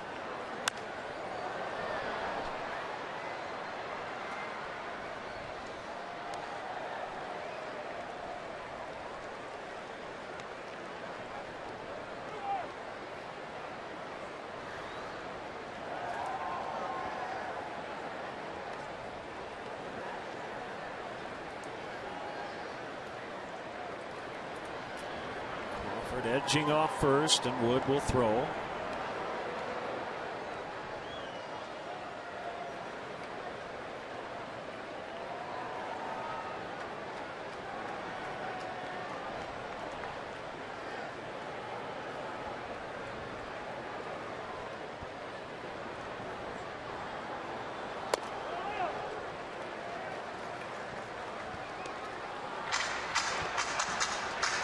Four to 4 now. Cardinals with a run on the top of the 6th. Crawford has really curtailed the running game. He kind of hurt a good chunk of the year. Back in the day with Tampa, 60 steals 1 year, 3 other years where he was in the 50s in the stolen base department.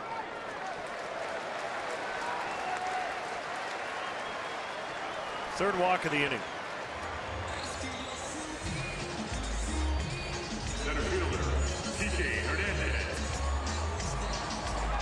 Cardinals tying the Giants on a Mike Leakwald pitch in the 6th.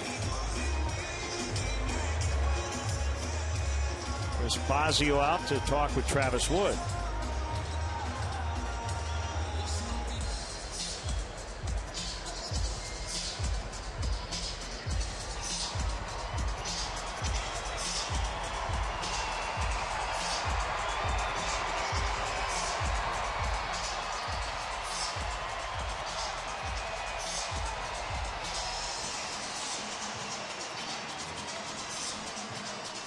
Have won 21 of their last 27.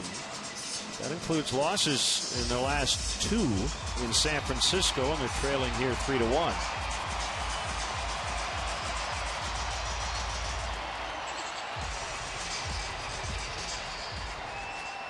This is Travis's second appearance on the road trip. Worked the middle game in San Francisco, an inning and a third scoreless. Turn one over there.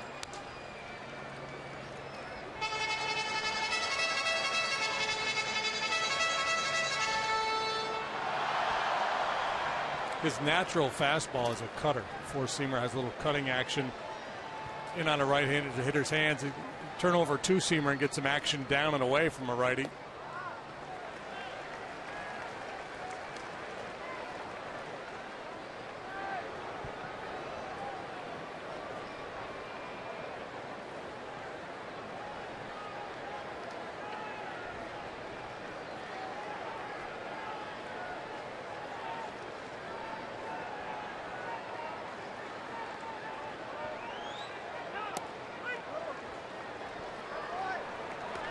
Two and one.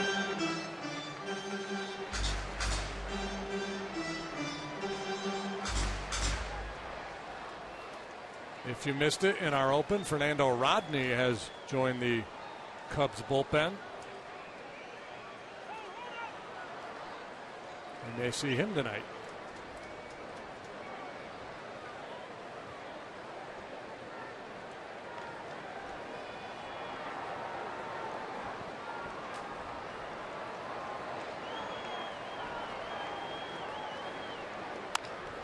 Ground ball, base hit. Crawford coming home. No throw by Fowler. 4-1.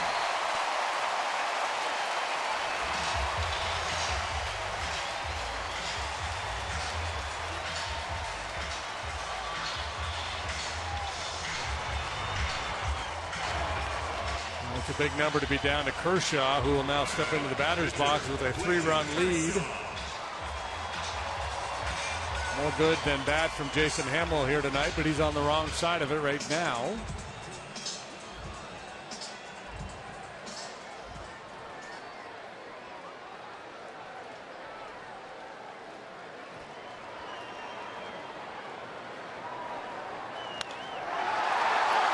Denorfia's got it. Crowd got excited as Kershaw made good contact.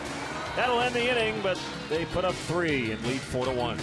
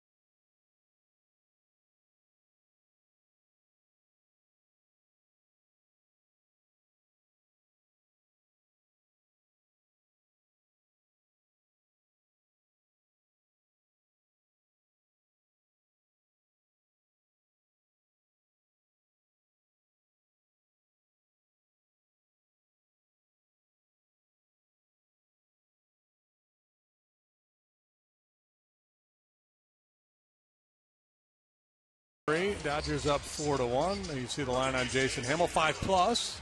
4 hits, 3 earned. Walked 3, struck out 5. Kershaw doing his thing. Long home run for Anthony Rizzo, his 26th Honda Dream Garage sales event now at your Honda dealer.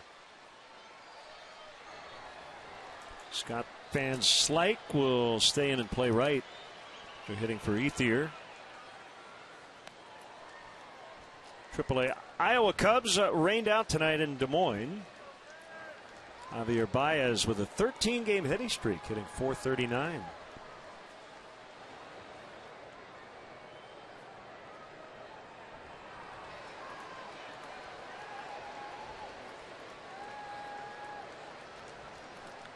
So Rizzo, the only responsible for the Cubs' only run with that home run earlier. Clayton Kershaw has struck out 11 for the 24th time in his career.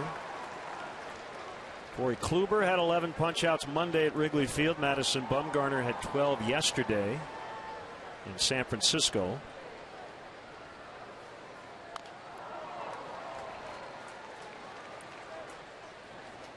Congrats to Myrtle Beach Pelicans voice. I put Pelicans and Myrtle together. I like it. Nathan Barnett named the Carolina League Broadcaster of the Year.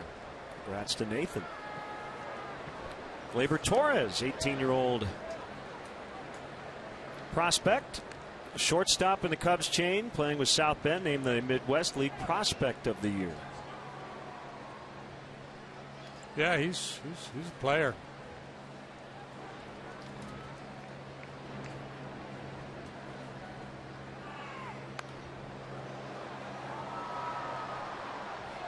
Time for a speed replay brought to you by Xfinity. Here's the home run by Rizzo that tied the ball game in the fourth.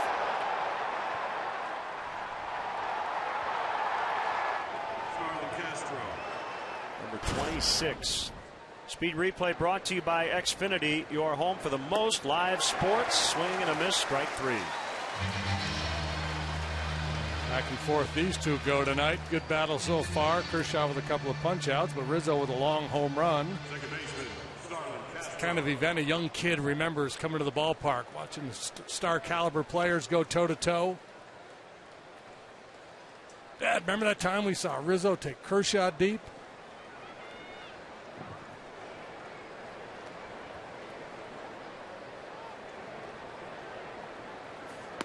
Well, nostalgia, especially in this game, as you know, is very powerful. And when you hear the name Koufax, whether you were a baseball fan in the 60s or certainly a Dodger fan, that name carries a ton of weight. As you look at what Clayton Kershaw has done, and we mentioned this when we saw them in Chicago, it's hard to even contemplate that he's actually been a little better.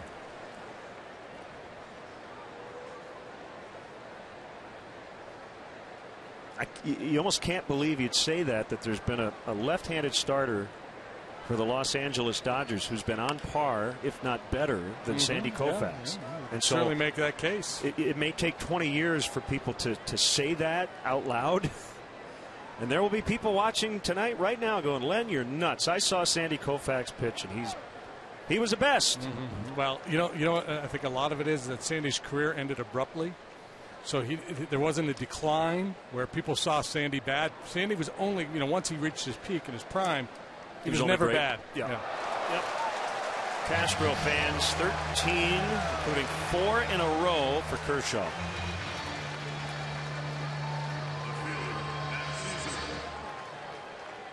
It's Clayton Richard up in the Cubs bullpen. Yeah, I'm going to get some hate tweets for saying it. Would you disagree with me? No, not at all. No, in any. But who says it? Nobody says it. Any rational observation, looking at the numbers, you could clearly make a case that Clayton Kershaw is as good, on par, perhaps even better than Sandy Koufax. I'm not saying he is or is not. I'm just saying you certainly can make that case. If anybody who has a knee-jerk reaction says you're insane, I disagree with. Yeah. I think it's. Yeah. It takes nothing. It takes nothing away from Sandy Koufax. It tells you how great this guy has been.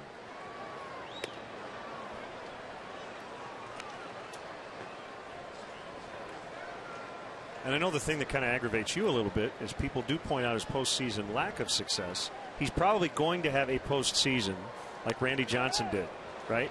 Remember? Big unit had bad numbers, small sample size, and then we went like 5-0 and 0-1. And then everyone went, oh, okay, now I get it.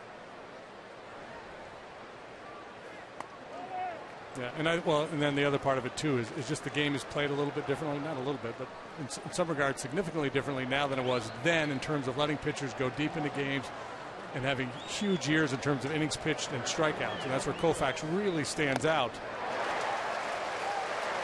But when you compare Kershaw to his peers versus Sandy and his peers, that's where you draw the comparison.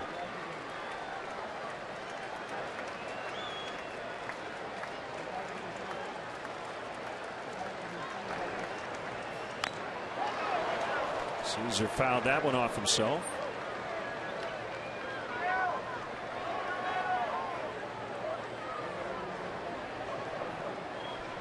Part of it's just the way we are as sports fans, and I'm as guilty as anybody. Yeah, the Michael Jordans get seared into your brain. Wayne Gretzky gets seared into your brain, and then the next guy comes along and does something like that. You go, no, that guy was better. And then you go, really? Well, this guy's still pretty good. Caesar walks. Matt has had good success, as we mentioned, against Kershaw. And that is Kershaw's first walk tonight. Catcher, Miguel Montero.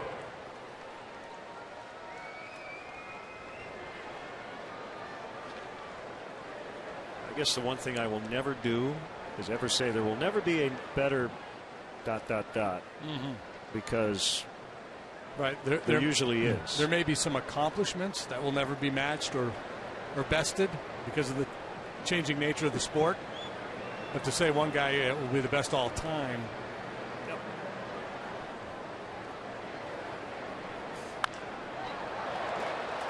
Montero pops it up, angrily tosses his bat away.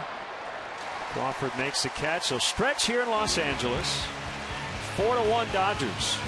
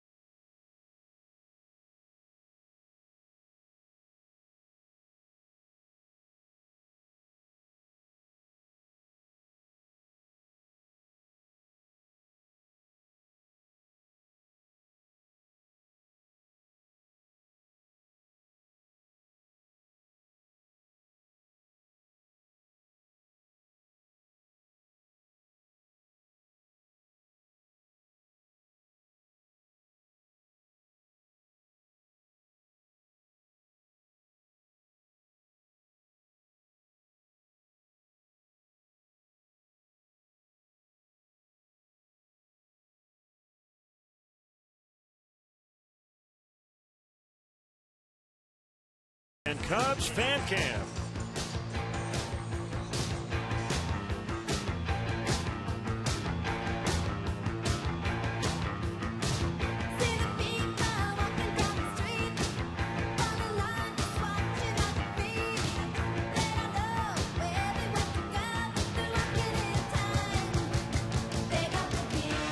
Look at that group. Bob Newhart and Conan O'Brien there in the second row. How about that? It's Mike Heck. Jack White. Some good hair rocking.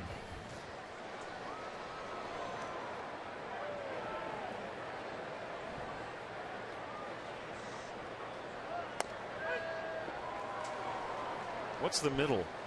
It's a sitcom.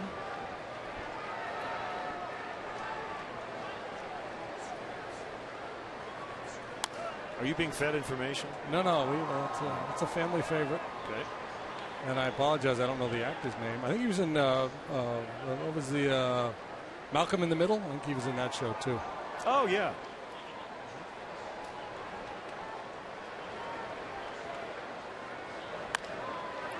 Rollins against the shift. Castro will get him as Rizzo stayed on the bag.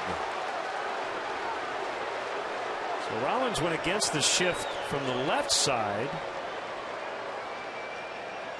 His first time. Rollins thinks he's safe.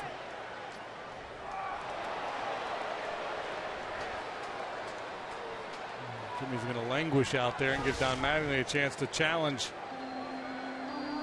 Trying to punch this bounding ball through the hole. Good glove work by Castro. And, I don't know. No challenge. 4-3 on the scorecard. Neil Flynn is that gentleman's name. Okay.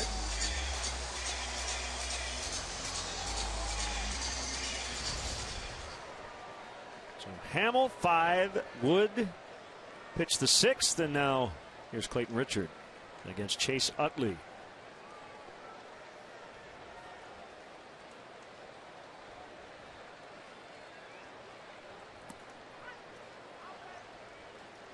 Did I mention Jeff Garland? He is here and sitting with Jack White, Vince Vaughn.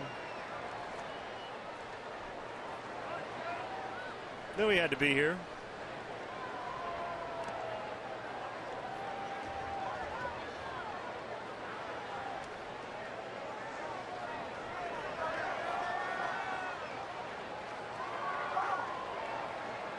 All the lefties out there in the bullpen have struggled here of late. Russell's had some tough ones. Travis has struggled. Clayton Richard has allowed runs in 3 of his last 4 appearances.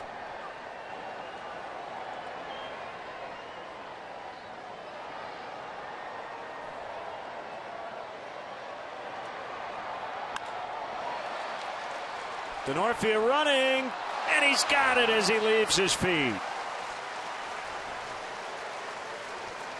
Great break, great angle, great play. Pretty solid defensive plays here for the Cubs in the 7th.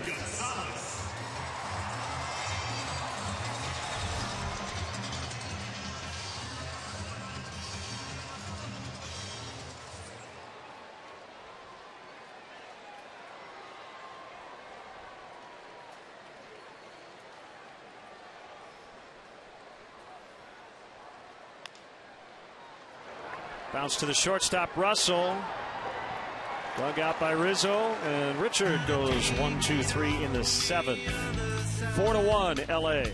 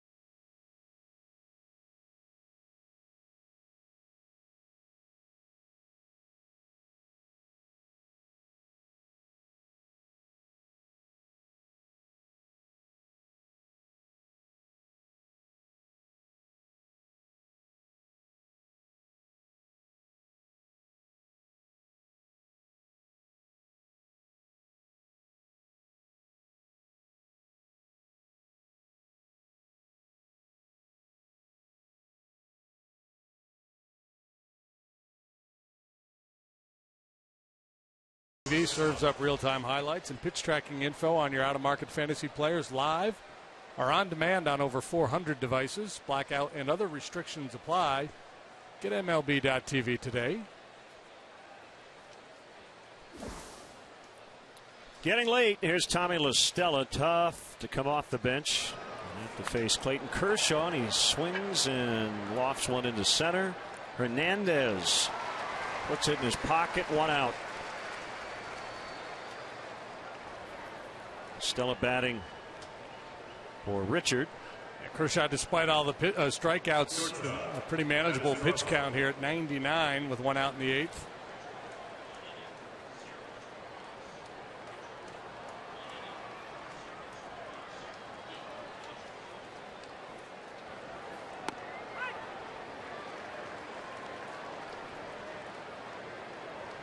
There's the newest Cub, Fernando Rodney.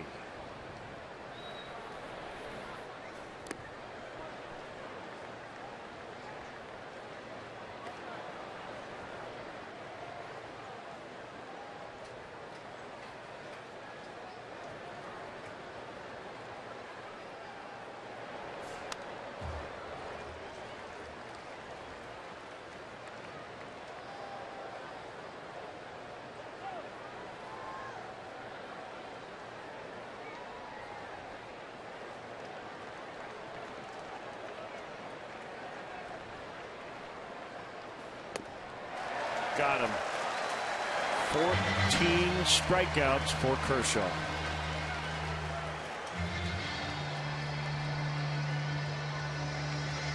Number 24, Dexter Fowler.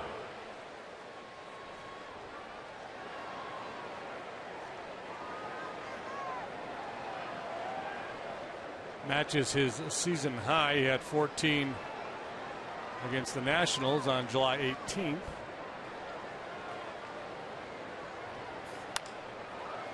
Fowler into the right field corner. That ball will land foul by maybe a foot. Diving attempt, and Van Slyke slow to get up.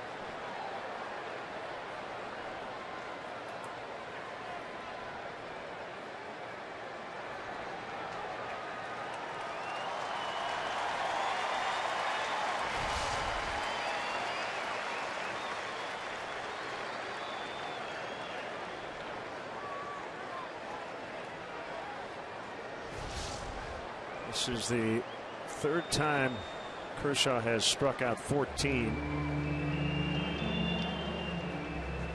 His career high set last year in his no-hitter 50. So this is rare air even for a guy like him.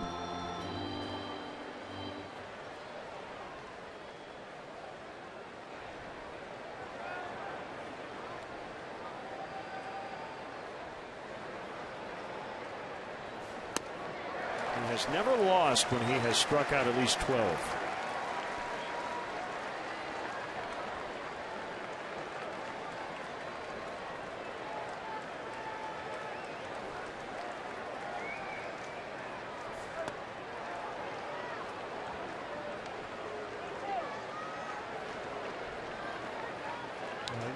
We were talking about the comparison between Kershaw and Koufax. You had Greinke in the mix, and you had that 1-2 punch similar to the Koufax-Drysdale tandem here years ago.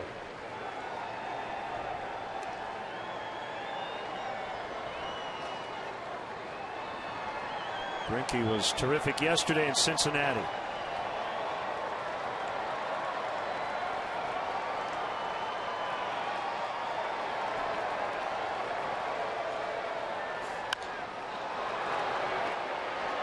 Hernandez, a little stutter step move as he makes a catch. Bottom 8, 4-1 Dodgers.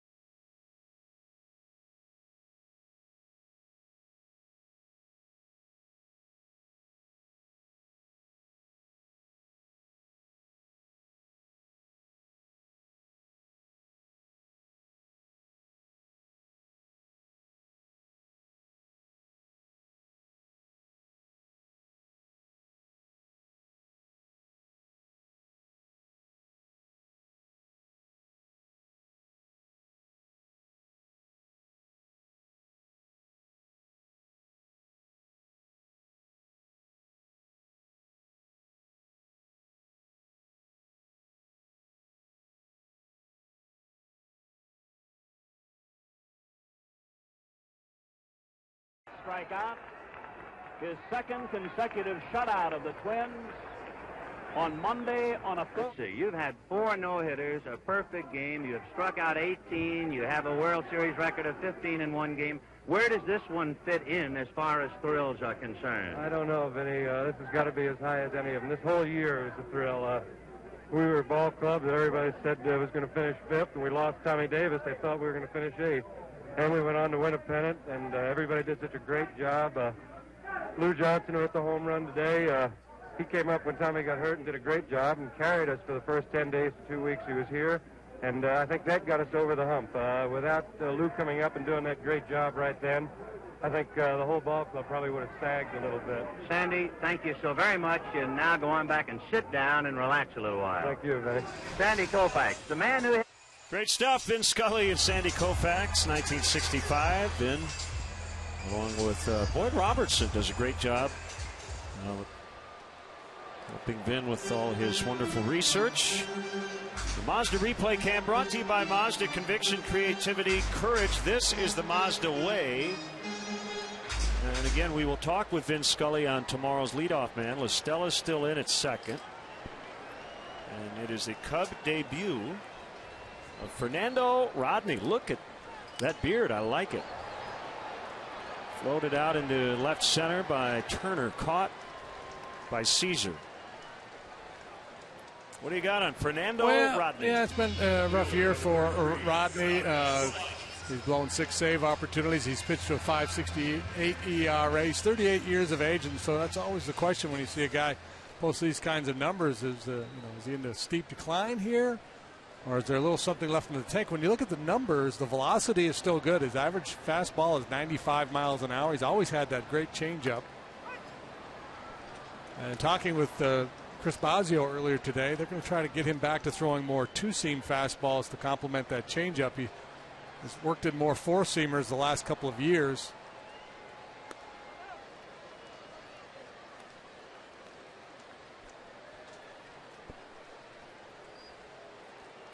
That four-seam fastball, when elevated, can be a good swing and miss pitch and a good complementary pitch to a changeup, but can also be a ball that ends up flying over the wall. And when you've got a late inning, high leverage job, I'd much rather have him beating it into the ground than hitting it in the air. Kenley Jansen, Dodger closer, is up. Rodney acquired yesterday from Seattle for a player to be named or a cash consideration. Final move made by Jack Zarensik. As you mentioned, he was fired earlier today.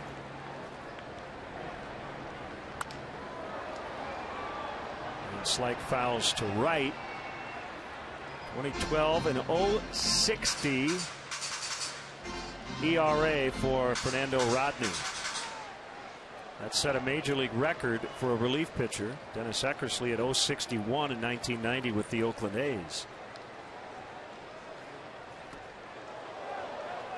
And that fastball grazed Van Slyke.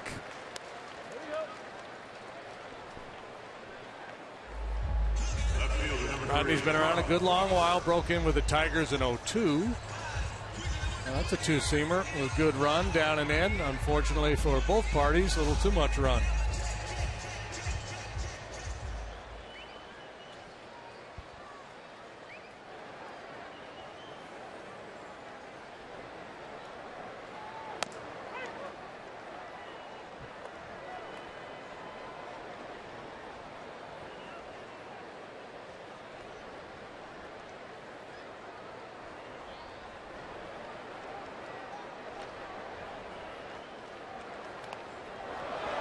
Be a wild one on Rodney. Van Slyke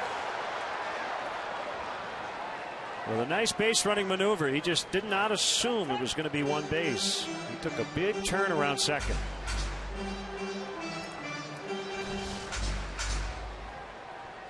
It's the third wild pitch thrown by the Cubs here tonight. A couple charged to Jason Hamill.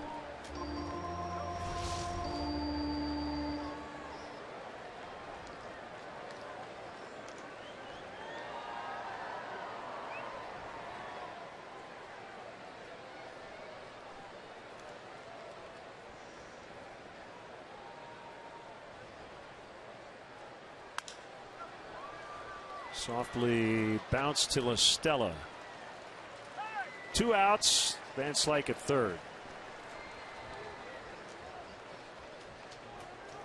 Catcher number 9, Yasmani Grandal.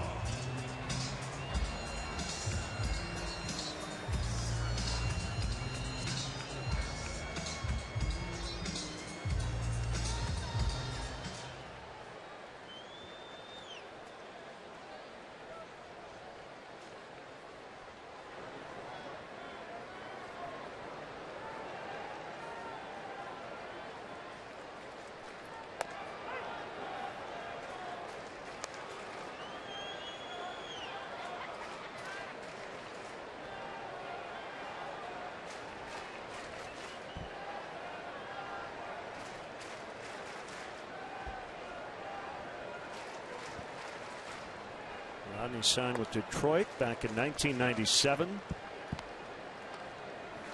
Born in Santo Domingo in the Dominican Republic. Went to high school in San Pedro de Macorís. Tigers, Angels, Rays, Mariners, Cubs.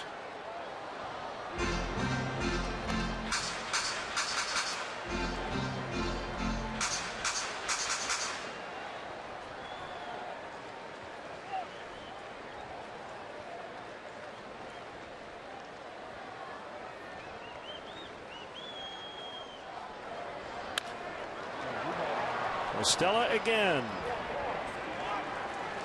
And that will take us to the 9th. It's 4-1.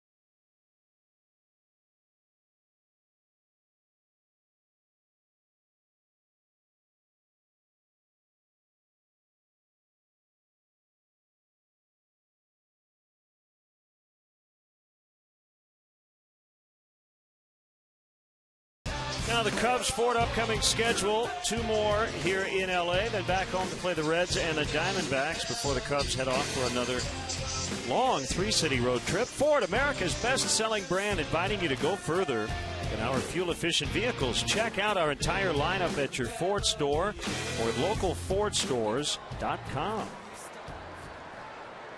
Kenley Jansen in for the Dodgers, 2-1. With a 2.52 ERA, 25 saves and 27 tries. He's on for the 38th time. It's missed a bunch of time early in the season. That little baby cut fastball that he throws time and time again.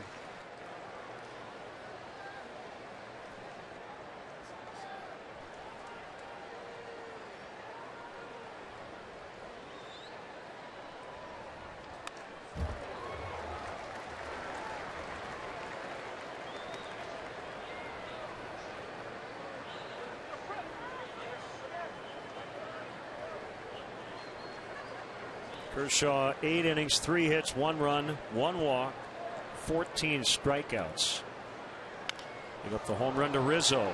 Roll over ground ball handled by Turner. Let's step aside and see what's coming up on WGN. Baseman number 17, Chris Bryant.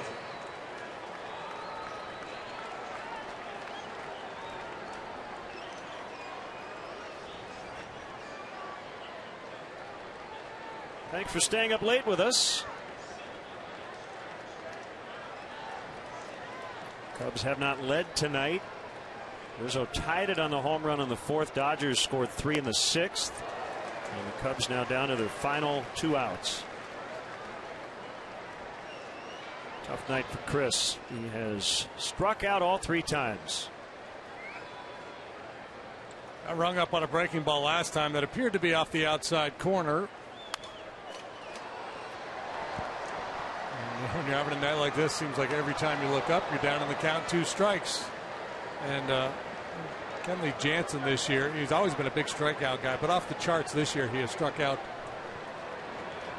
47% of the men he has faced. That's what the big kid in Little League does.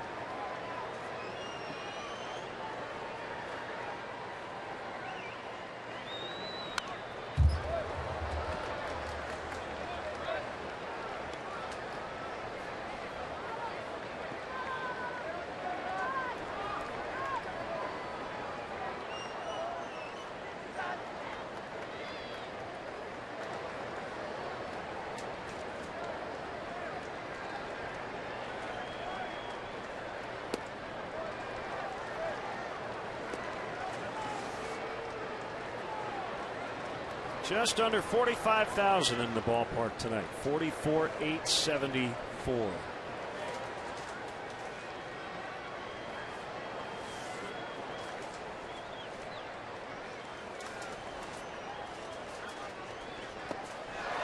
Struck him out. 2 down.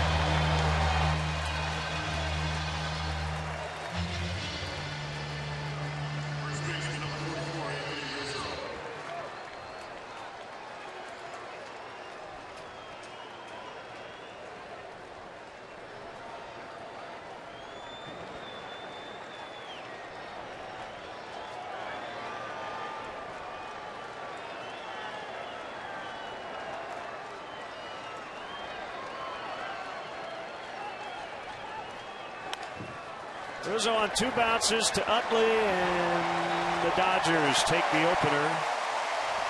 Dominating performance from Clayton Kershaw. And the Cubs will try to snap a 3-game losing streak tomorrow night. 4-1 the final tonight. Yeah, Rizzo hit the big home run, but then the Dodgers pushed back in the bottom half of the 6th, took advantage of a leadoff walk by Chase Utley, a couple of wild pitches, ultimately built it into a 3-run inning and a 3-run lead for Clayton Kershaw. And the way he was going along, it felt like a 10-run lead. A couple of tough matchups here for this offense. Bumgarner yesterday in San Francisco. Kershaw tonight here in LA. Again, the final, Dodgers 4 and the Cubs 1. And we'll be back to Los Angeles after this.